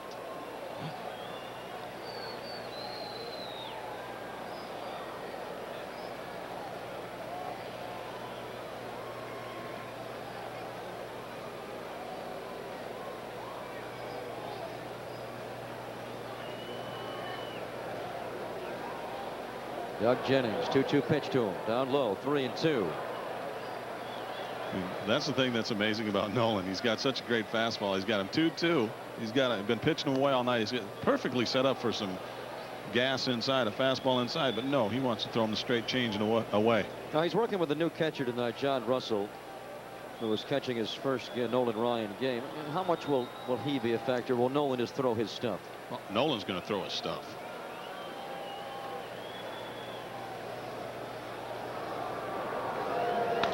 Ball is hit in the air, but don't worry about it. Ruben Sierra puts it away. Well, if you're going to throw him a 2-2 changeup, go ahead and throw a 3-2 changeup.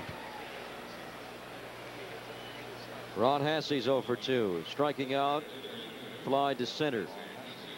Ryan has retired 19 of the first 21 he has faced. Only 2 base runners on with walks. Walter Weiss with 1 out in the 3rd. Mike Gallego with 1 out in the 5th. Weiss got to 2nd. That's as far as the A's have gone.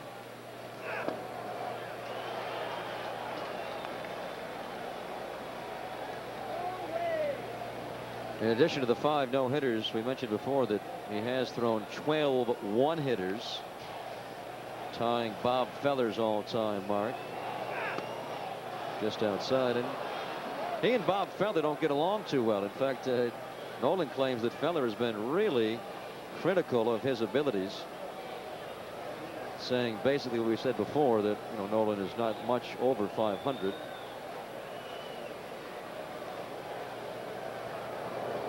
One is swung through, and it's 1-2.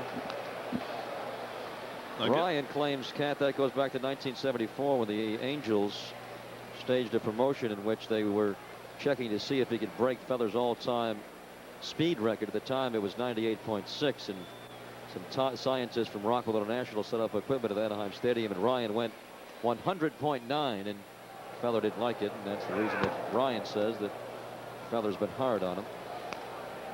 Well, again, you're talking about somebody that played baseball a long time ago, and naturally they, and I'm not trying to say this is a knock, but they played a different brand of baseball. They always played better baseball than the guys that played after him.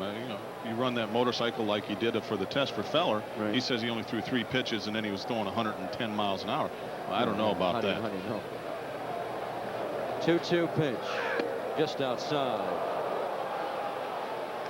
If you want to be critical of anything about Nolan, it's that he's lost almost 300 games. Okay, but he's going to win 300. How can you get on the guy, though? He's just got a tremendous amount of talent. If you pitch as long as he has, you're going to lose a lot of games too. I guess you can look at it that way.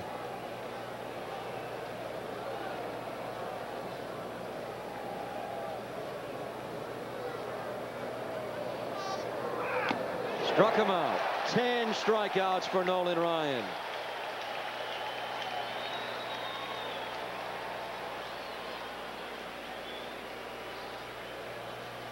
Fastball up in the strike zone.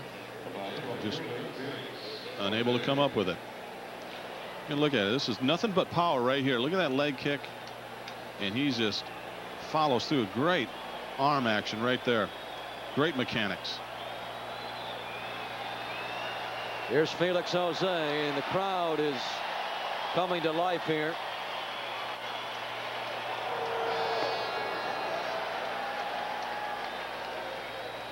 They are well aware that the Ryan Express is cranking tonight. Through 6 2/3, he has been flawless, with the exception of the 2 walks.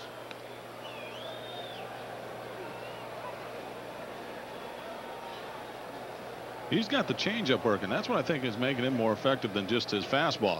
He's not throwing exceptionally hard, but he's getting that changeup over, then hitting spots with his fastball. You just can't sit on any one pitch. That's what he says. When I'm throwing the change and the curve for strikes, good luck.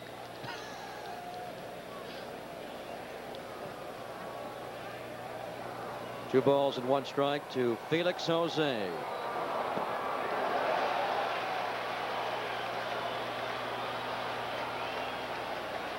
Well, this crowd has almost turned, and it appears they're rooting for Nolan Ryan.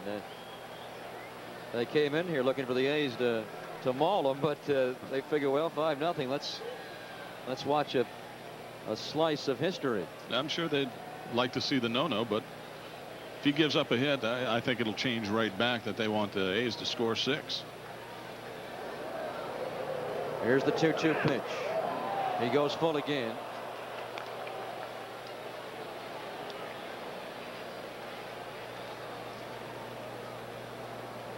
Jose 0 for 2 tonight, grounding out, striking out, and I should forget to say the 0 for, because everybody's 0 for. That's why we're all on the edge of our seats. That's the whole point.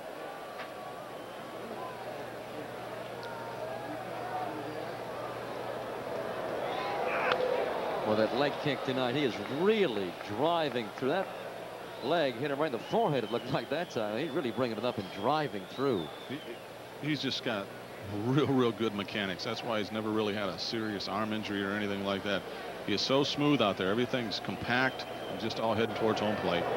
There you go, Felix Jose. He strikes out the last 2. He has struck out 11.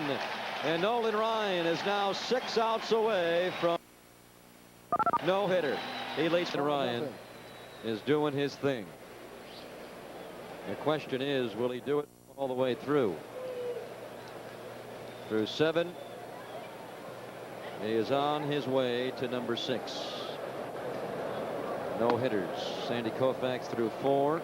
Nolan has 5. He is comfortably in front 5-0. Ruben Sierra against Michael Norris.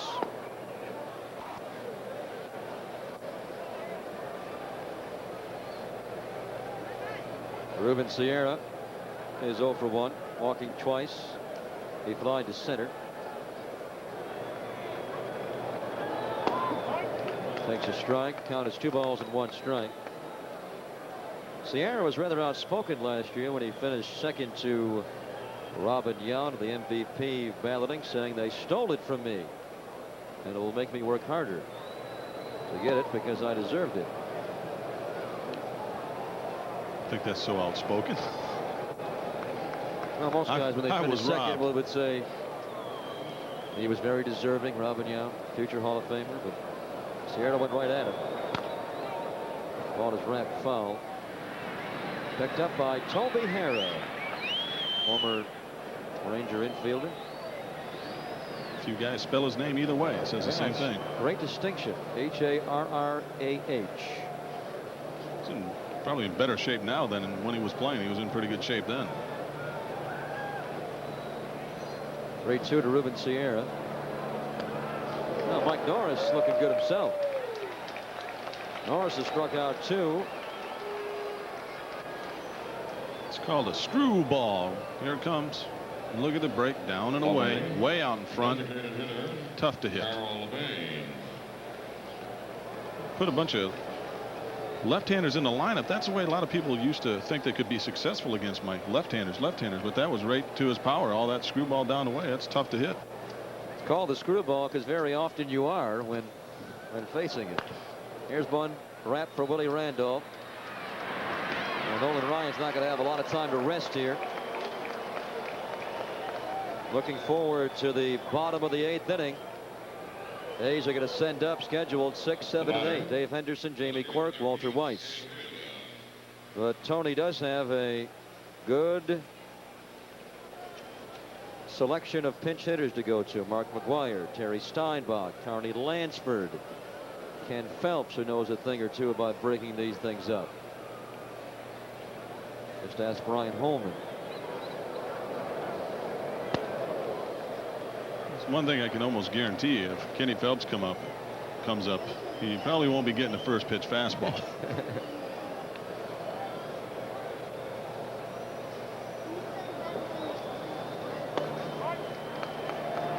Bends in for a strike. Mike Norris doing his job. Pete Incaviglia is 0 for 3. First 3 at-bats against Scott Sanderson. Solid base hit for Incaviglia. He has now hit safely in 6 in a row. His longest streak of this year, Incaviglia. The batter, catcher John Russell. That'll bring on their catcher tonight, John Russell. The 3rd catcher they have on their roster behind Gino Petralli, who's out with a bad neck, and Mike Stanley, who's not hitting at all.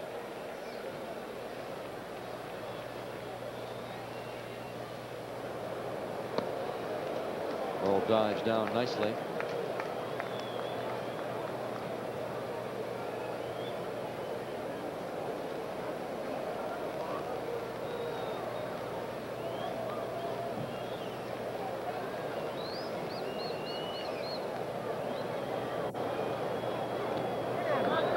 Ball is blocked, gets away from Quirk, and scampering down to second base is Incaviglia.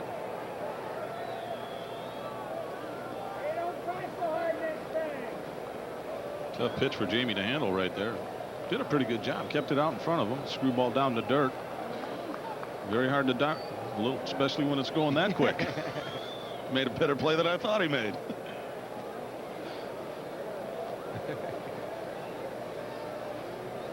No word yet, but you have to assume that's a wild pitch.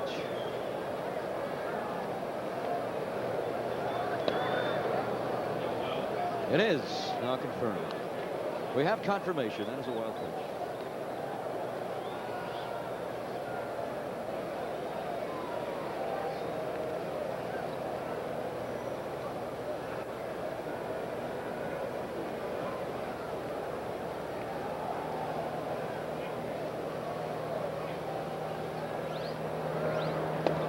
Just outside, John Russell blasted a home run tonight. That's been the Texas offensive story. 3 home runs, accounting for all 5 of the runs.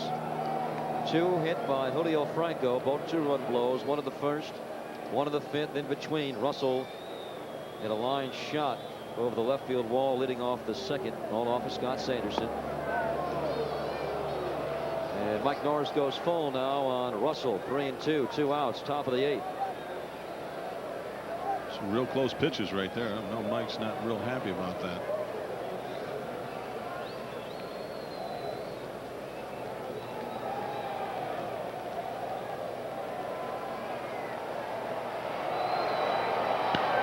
Ball is fouled off. Hot smash takes a kick into the crowd.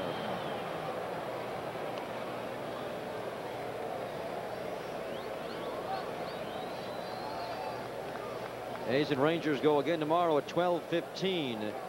Struggling Mike Moore, 4-6, 4.46 ERA against Bobby Witt, who was also very effective against the A's in Arlington last Thursday, as Mike Norris does walk John Russell. Norris's second walk, along with 2 strikeouts since coming on.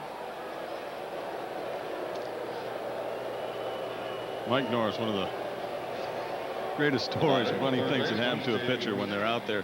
Mike used to get real hyper when Billy was here, and Art come running out there one time, and Mike jumped on him and said, "Art, what am I doing wrong?" Art said, "Well, I don't know, but you're making Billy mad." Don't do it anymore. You're referring to Art Fowler, the former A's pitching coach and one of Martin's lifelong coaches. He brought him wherever he was.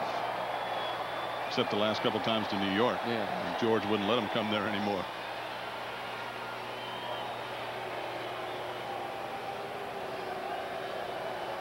Oh, 1 to Steve Buechele is grounded foul for Mike Gallego at third base. Carney Lansford not starting the ball game tonight with a strained tricep of the right arm, but he could potentially be available to use that stick of wood to go up and maybe break up a no-no. Be real good. Carney likes an off-speed pitch. Nolan's throwing a lot of them, so that's would be a natural choice right there. 0-2 runs inside. Buechele. He got down nicely. How low can you go? There's your 9:30 wake-up call right there. He's got to do the Bo Jackson and pop up from his back quickly to his feet. The fans are doing the wave here, which I guess is helping to keep them warm. Scoreboard trying to stop it, but it gets by the scoreboard out from the right field bleachers to the left field bleachers. Buechele hits one hard, but it's bending foul. Bill King might have had something to do with the no wave sign, knowing how much he loves it, him and Lon Simmons.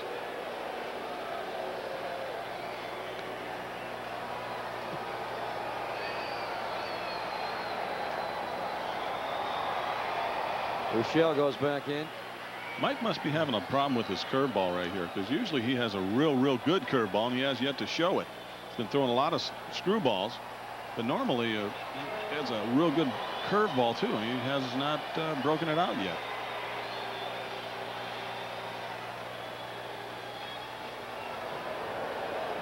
Buechele is 0 for 3 tonight, grounding out all 3 times. And now he strikes out the 4th time on a Mike Norris screwball. We head to the bottom of the 8th. Scheduled Henderson, Quirk, and Weiss trying to break up Nolan's number 6. I'm Jim Martindale, here to tell you about the 436 in the Coliseum tonight, wondering, have they chosen the night to come down and watch the A's battle Nolan Ryan? Through 7 full, Ryan has retired 21 of the 23 he has faced. Only 2 walks, 1 to Weiss, 1 to Gallego. He has struck out 11 Athletics. That is the, are you ready for this? The 201st time he has struck out 10 or more. 201 times. Is that all? Oh, man. And he goes to work against Dave Henderson first. 6 outs away.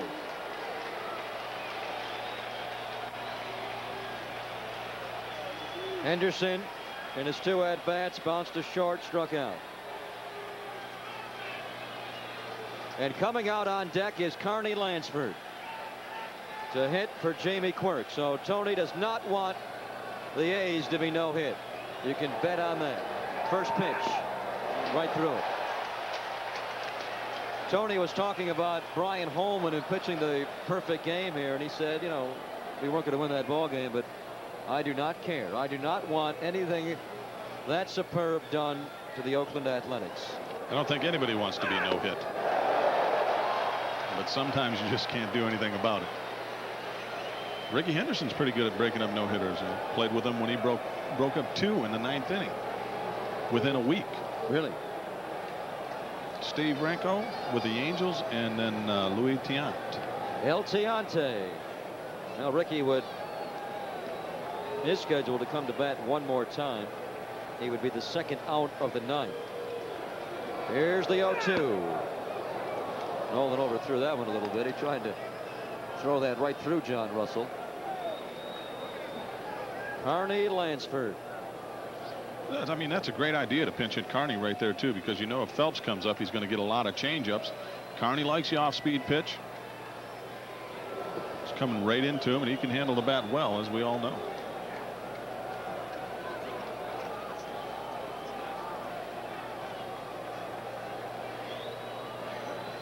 I think if something has gone, another ball has gotten loose in the Athletic bullpen where Gene Nelson is warming. Art Kushner, who caught Nolan Ryan's 2nd no-hitter. That was July of '73. Nolan's first 2 were in '73.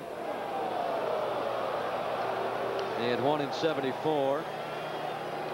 1 in '75, all with California. His 5th and record breaker. September 26th of '81 when he no-hit the Dodgers, ironically, by a 5-0 score. Our score tonight is 5-0. Henderson stays alive. It's always fun to listen to Art talk about the no-hitter. When he used to catch Nolan, he does his own sound effects. Sounds like Universal Studios.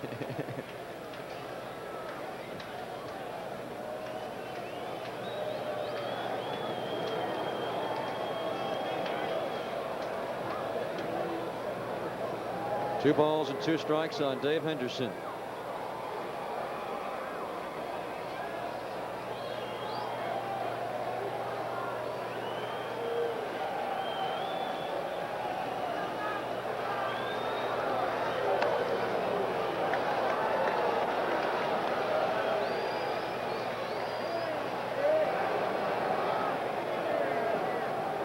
It's hard to sit here and even guess what he's going to throw. The way he's done it so far tonight, and you probably throw changeup. He's done it a couple times already. You probably just want to smoke him away too, though.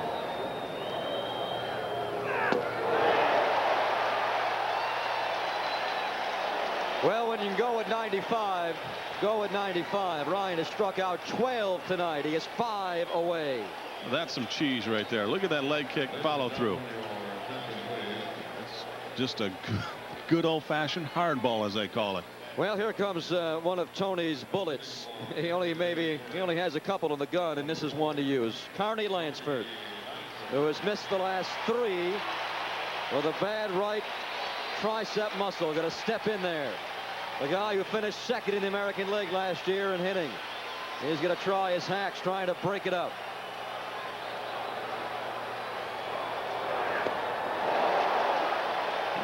Think about it. Nolan knows he's an off-speed. Not that he's just an off-speed hitter, but he likes the off-speed pitch. He's out there thinking. He's not giving in to Carney at all. Carney was 0 for 3 against Ryan last Wednesday in Arlington. He comes in struggling.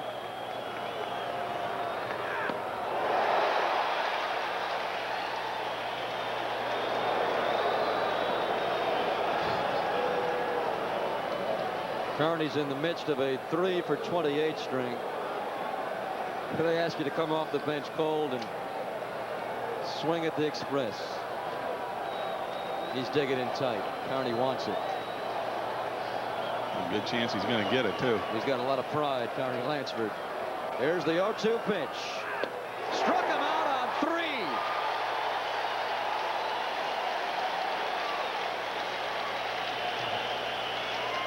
That one went 93 miles per hour.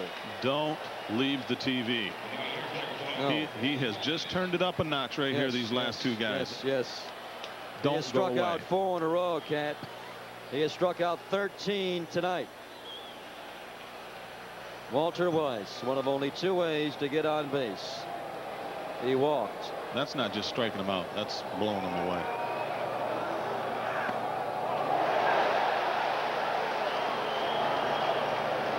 John Russell just puts the glove where he wants it to go, and Nolan Ryan throws one of the middle 90s right at it. Walt's been looking for that. He's been hitting that pitch all year long, just shooting it over there at third base.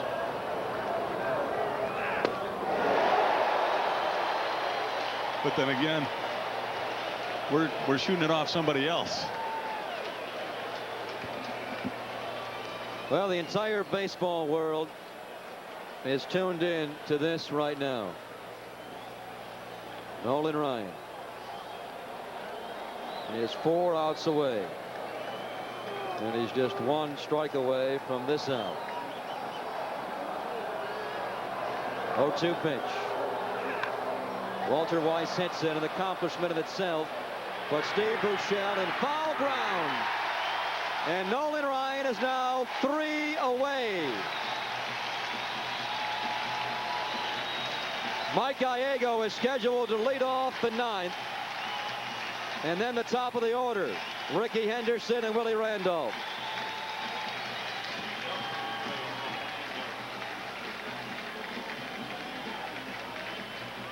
Everywhere else around baseball, they're saying, hey, Nolan may do it again. Let's check out for a moment before we see if he does what the rest of baseball watched tonight. It was Cleveland beating Boston 4-3. The Indians have now won 2 in a row. Tom Brookins, a single, scored the game winner in the 12th inning. Doug Jones saved number 20. Toronto lost their 4-game winning streak. They were beaten 4-1 in Milwaukee. Dan Plesac saved number 11. Greg Vaughn had a big ball game. The White Sox are certainly happy about the events here in the Coliseum. They came into play tonight just 3 games behind the Athletics. They can come within 2. Melito Perez is throwing a good game himself. Carlton Fisk slammed his 5th. It is 2-2. Sac fly by Frank White in the 7th, tied it for Kansas City.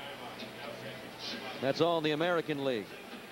In the National League, Montreal won the opener 5-0 behind Kevin Gross. They came back and won the 2nd game as a wild pitch was thrown by Jeff Parrott, allowing Otis Nixon to score the winning run in the 8th inning. So Montreal takes 2 from the slumping Phillies. Giants are cooking. They have won 9 of 10. The Reds idle tonight, so the Giants, with their turn of events, now are 9 back.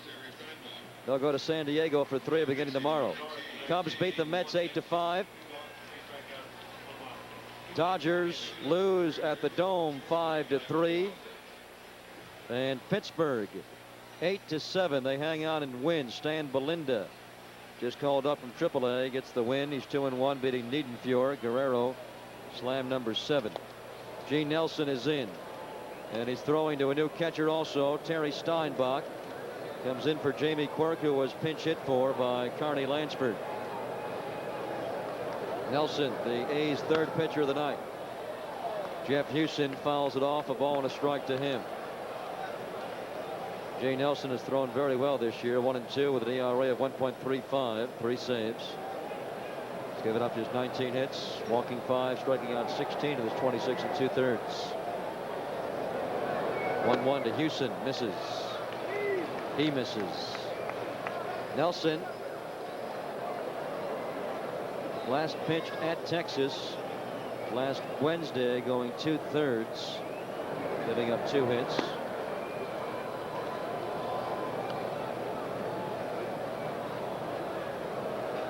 That was the second game of the series, a game that also was started by Sanderson and Ryan. Honeycutt Burns came on later. Eckersley pitched the last inning for his 18th save. So it has been a while for Jay Nelson, but the A's have been getting such great starting pitching throughout the weekend that Tony's been able to rest the bullpen. 3 balls and 2 strikes on Jeff Houston, who was 1 for 2 with a single and a base on balls. And Willie Randolph will toss him out, and now he's 1 for 3. But frankly, this top of the 9th is nothing more than a formality. We are all waiting for the bottom of the 9th. And judging by the way Nolan was throwing in the 8th, Cat, he is a better than odds-on bet to get his 6th no-hitter tonight. I would have to agree. I think if he's going to get hurt, it's going to be by a hanging breaking ball, because he's just rearing back now. He's picked up, seems like 3-4 miles an hour. Nolan Ryan has 42 big league records. You look in the Ranger media guide, there are 16 pages of data about Ryan. To put that into perspective, the information about the Rangers team owners, front office, and manager total 11 pages. That's 18 people. He himself takes care of them. Ricky Henderson snags the fly by Pettis, 2 outs. You think Mike Gallego will bat, or will Tony pinch hit for him? He's already used up Lansford, but he has McGuire. He has Ken Phelps. That's it. Probably unless Canseco is called a cab out of the hospital to come over and take his hacks. Babe Ruth is dead, so we know we're not going to see him.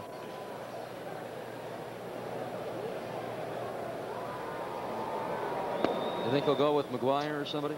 I think taking Phelps? A guess, it would be Phelps. I would guess. Left-hand hitter? Yeah.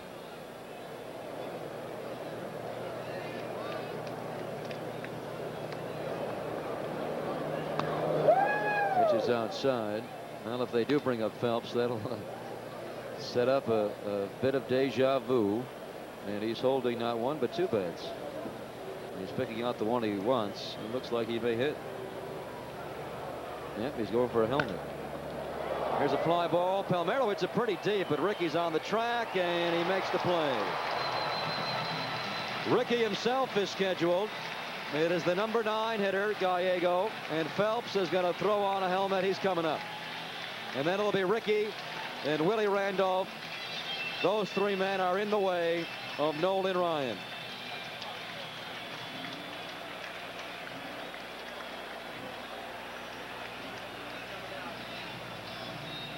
That's the beauty of Nolan Ryan. You come to the ballpark tonight thinking, well, just another night at the office, Cat. But with him, you never know when you're going to take a piece of American lore home with you. And tonight may be the night. Ryan is getting himself extra limber. But the great thing about it is nobody's saying a word to him. Did you see anybody say, good luck, Nolan? Anything like that? Nobody's talking to him. And obviously the Coliseum would like to see Nolan do it. Either way, the respect and admiration is overwhelming for completely an American folklore. This man, at age 43, 4 months old, is a marvel. He has thrown 116 pitches, 75 strikes, 41 balls.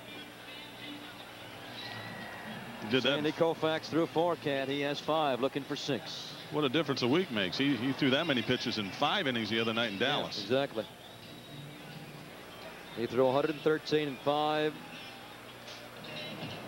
tedious innings, but tonight his second game back.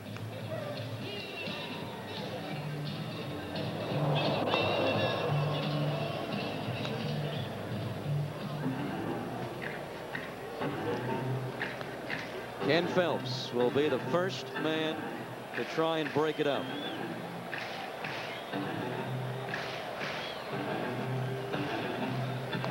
It was a very first pitch that Brian Holman threw Phelps with 2 outs in the ninth that he slammed over the right field wall to break up a no-hitter.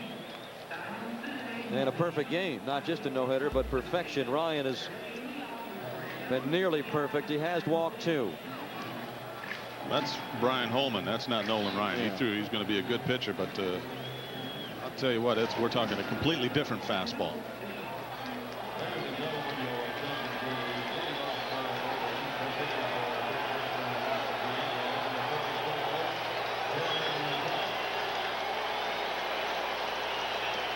Well, either way, this ninth inning is going to be enjoyable.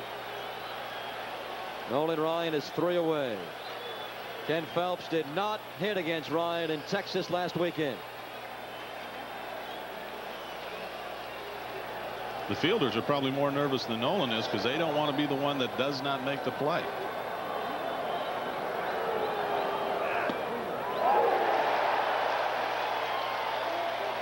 Why, Ken Phelps has got to be saying to himself, where am I?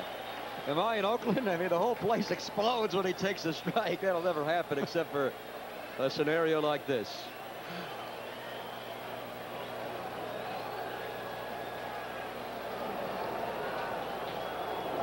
Strike 1 pitch. Oh, man, he was late on that pitch. Nolan Ryan right now. I don't know how fast that one was, but man, that may be over 95. He was so far behind that ball, Cat, he had no chance. That was some severe cheese right there. Man.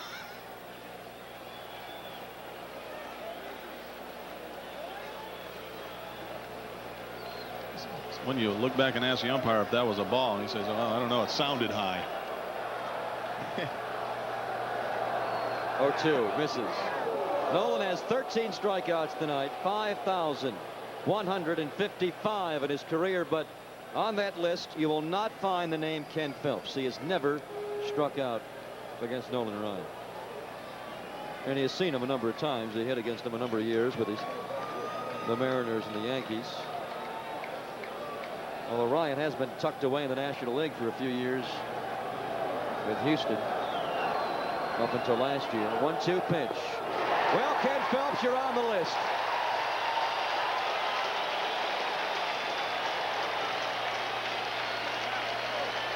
Ryan has struck out 5 of the last 6, 14 tonight. Straight change.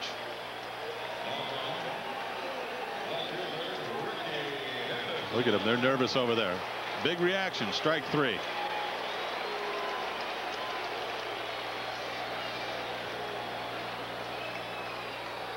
Rickey popped to short, struck out, fly to center. It is up to Rickey and Willie Randolph.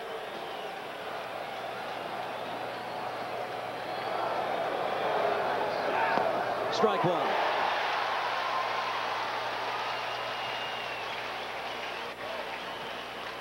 Whenever these two guys hang it up, they're going straight to Cooperstown. This is some scenario. Last pitch was 93 miles per hour. 0-1. Hits it in the air, fouls it back. You know, you're at the stage of this ball game now where if the name touches one of the pitches, you feel some sense of accomplishment. It really is remarkable what he has done the last few innings. He has gotten stronger and stronger. He was good at the start, but as he's cooking now, he has it all going his way.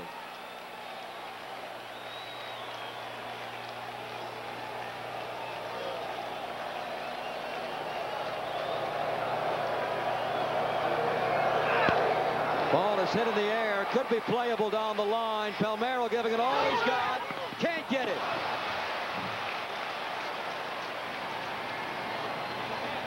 It was Rafael Palmeiro who blew a Ron Kittle blooper in Nolan's one-hitter. He wanted to atone and get one here for him, but that was a long run. A lot of foul ground in Oakland. Count remains 0-2 on Ricky.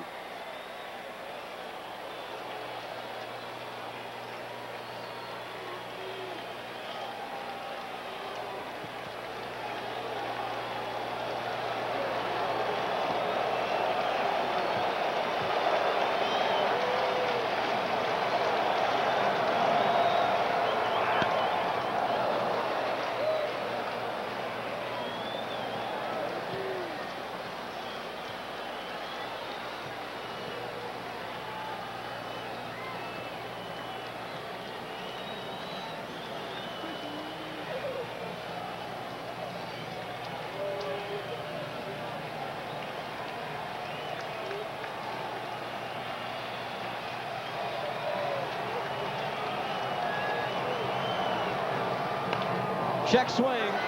Houston better hurry. Throws. Got him. 2 outs.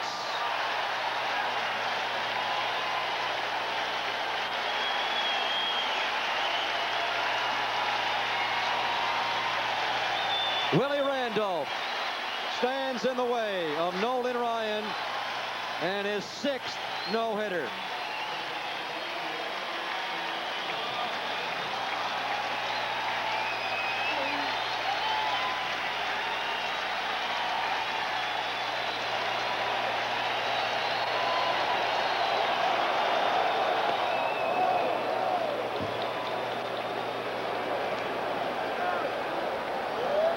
Boy, Jeff Houston made a heck of a play, didn't he, at shortstop? I mean, that could, one little hesitation, and Mark McGuire's coming out on deck.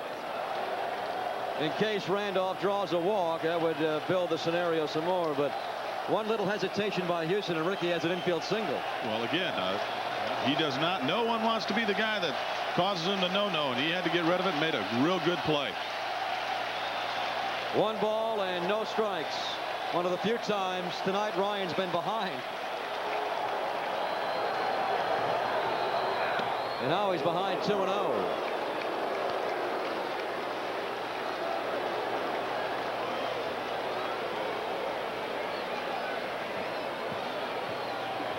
Willie Randolph struck out, hit one solidly to left field, one of the best hit balls of the night, and also fly to right. 2-0 pitch. Ball is hit in the air, may be playable. Ruben Sierra comes, and Ryan has a no-hitter. Number 6.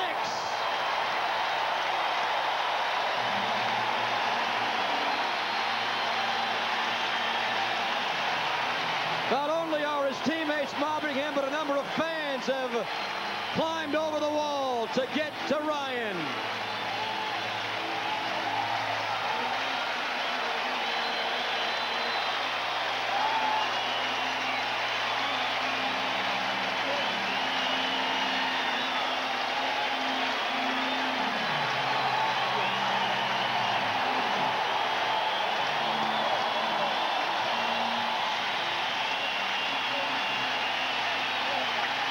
He is the king, and they are lifting him and carrying him, paying homage to Nolan Ryan. I would say he is back from his back problems, huh, Cat? I think he feels pretty good right now. Man.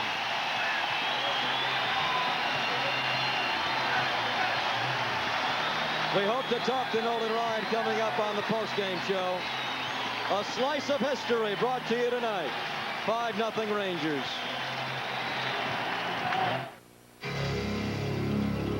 World of International Sports. We'll canvass the world of sports and the world at large with exciting events from Australia to Zaire. World of International Sports. 8 Eastern, 5 Pacific on Sports Channel America, Friday nights. Tonight's game will live forever at Cooperstown, and it's been brought to you by AT&T. The right choice.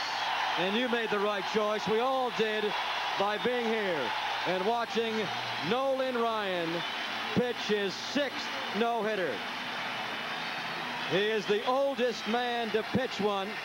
Cy Young did one at age 41, and here is the final out. Willie Randolph fittingly a fastball, and Ruben Sierra in foul ground will cradle it like a newborn. It's amazing right here. The concentration, this guy, he's just a legend. You knew he was going to do it. You watch his reaction right here. He just knows the game. After 6 of them, I guess you get kind of used to it. That's as excited as he gets. And here come his teammates. This is like a world championship reaction. I think those guys are actually probably happier than he is right there.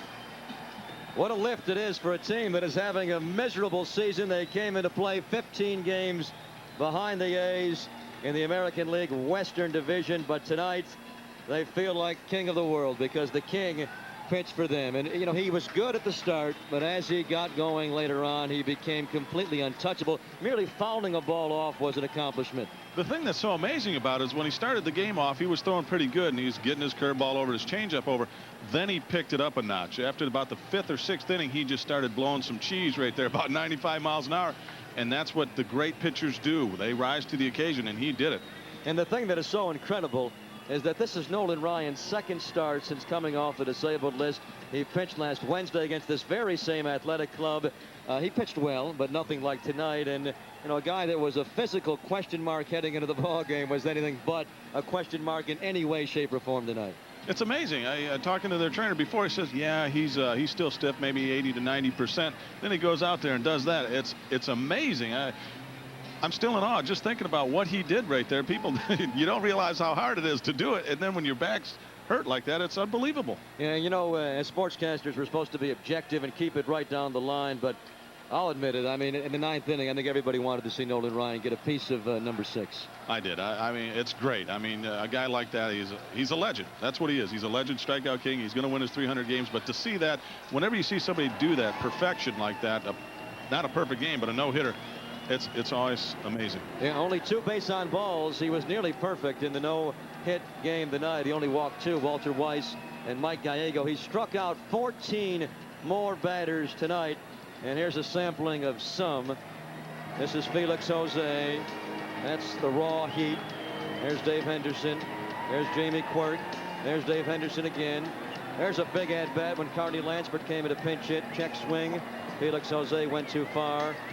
It really was just that kind of night. A night you'll tell everybody you've ever seen about. And it's really incredible to watch what Nolan Ryan can accomplish. And as we were talking about throughout the broadcast, a guy who throughout his career, you know, he's had his great moments, but he's been labeled throughout his career by his critics as a guy who merely is a 500 pitcher, a little bit above that. But when Nolan Ryan has all of the elements of his game working, Cat, he is downright frightening as an athlete. I think you could really say that when he is on, like he was tonight, he's the most dominating pitcher that this game might have ever had. I mean, he's unbelievable. He throws that hard, and he's got the breaking stuff, the changeup. When he's on like that, obviously he can just control the game. It's unbelievable.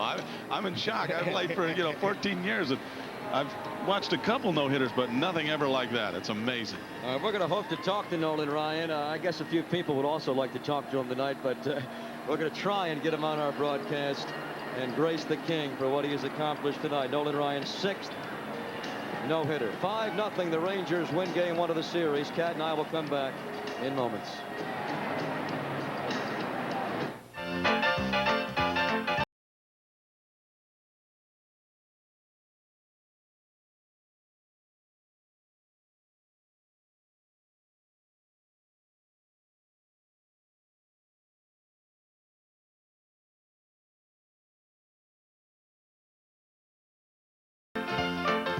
All your old favorites are on the only Bay Area station that brings them together. Sports Channel, the channel of champions. The Coliseum, where Nolan Ryan just no-hit the A's by the 5-0 score. And hang with us. We are told by the Rangers Public Relations Department we will be able to talk to Nolan Ryan after he goes around and talks to a few others. He's right now on Ranger Radio back to Dallas. I'd love to pick up a Dallas Morning News tomorrow and see the headline. I mean, this guy it's hard to really put into perspective how popular Nolan Ryan is in the state of Texas, but he even became a little more popular after tonight.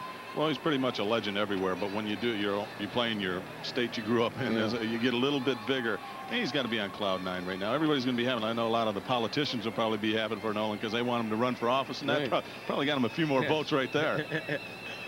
Let's take a look at some of the highlights of this ball game. There were other moments in the game, as there also was a subplot to this game. Nolan Ryan is the hero, obviously, but Julio Franco had himself a pretty good game that no one will remember, as Julio goes the other way with this Scott Sanderson pitch in the top of the first that is out, a home run. Gary Pettis was on board, and that gave Ryan quickly a 2-0 lead before he even began to embark on history. John Russell in the top of the second, first at bat of the inning, and he lines one out sharply, his second American League home run. Not only is Weiss a watcher, but so was Ricky Henderson. Not sure what that sign means out there, but either way, it was 3-0. Then Franco again. Here he hits one in the fifth off of Scott Sanderson with Rafael Palmeiro on first, who had walked. So Julio Franco slams a pair of 2-run homers in the ball game. That gives Nolan Ryan a 5-0 lead. He hardly needed anything at all to win this ball game, but that certainly is also going to be a big story in the ball game. Obviously, he was great. He had tremendous stuff, but by the fact that he got out to a quick lead, he became even that much more effective.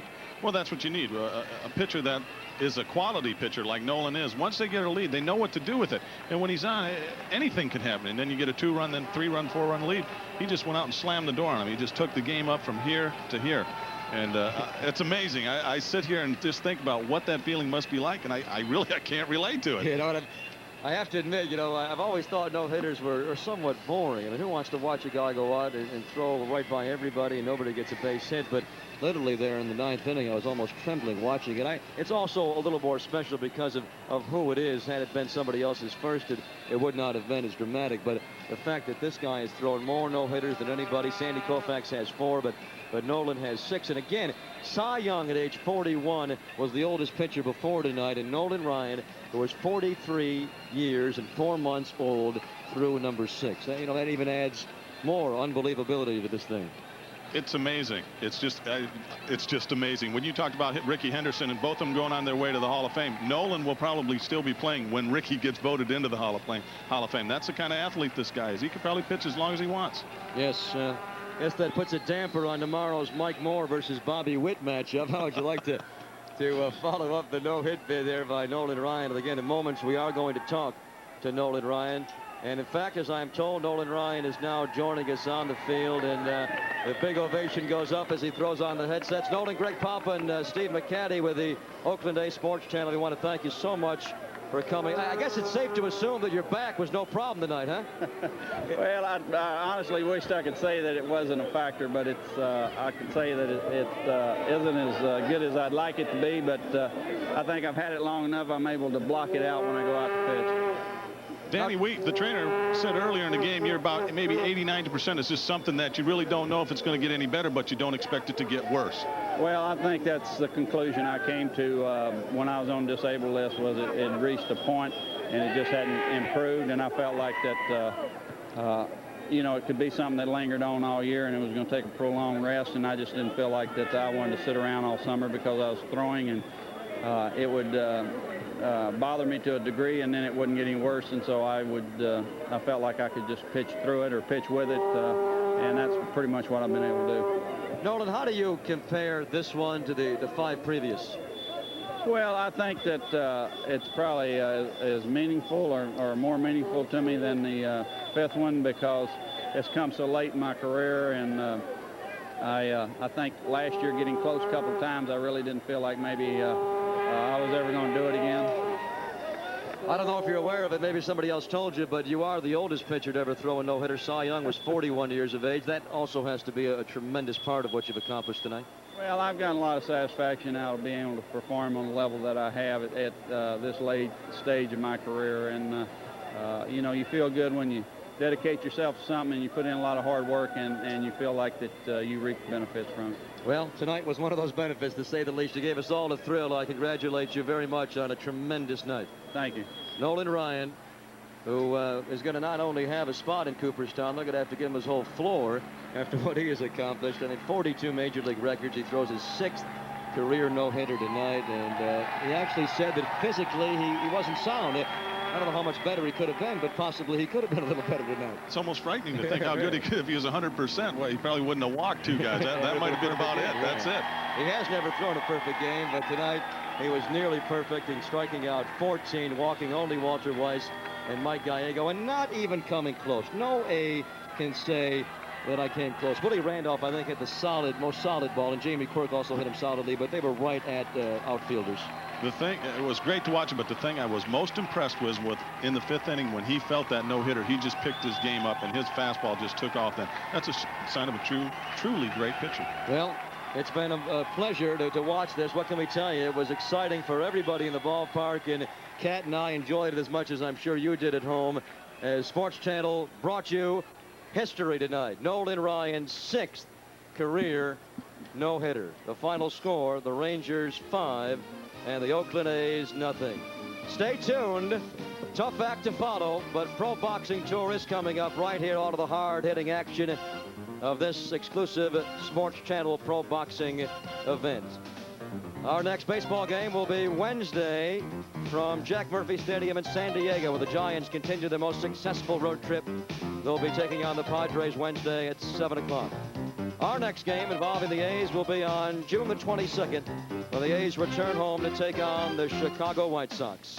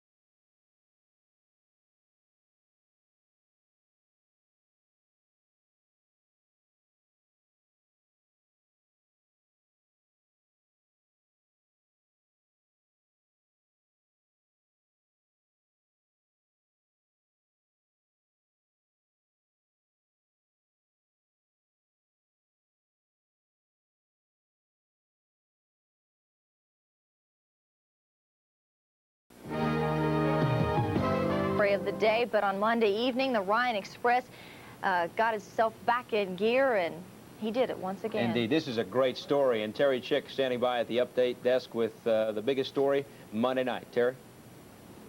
All right, Bill, thank you very much. The man is 43 years young. That's about the only way to put it. He started off the season 4-0. When he went to 4-0, he threw a one-hitter, and at the time he had tied Bob Feller for the most one-hitters in a career with 12. Then he went on the DL. He had some problems. Comes into the game with a record of 4-3, trying to get off the schneid and get a win. And boy, talk about getting a win. This man is doing something that no one else has ever done. He is throwing a 96-mile-per-hour fastball at the age of 43. And at that age, he is the oldest man ever to throw a no-hitter, the 6th of his career. Let's take you out to Oakland County, Alameda County Stadium, and watch the Ryan Express do it one more time as he just blows it by everybody. 14 strikeouts on the night.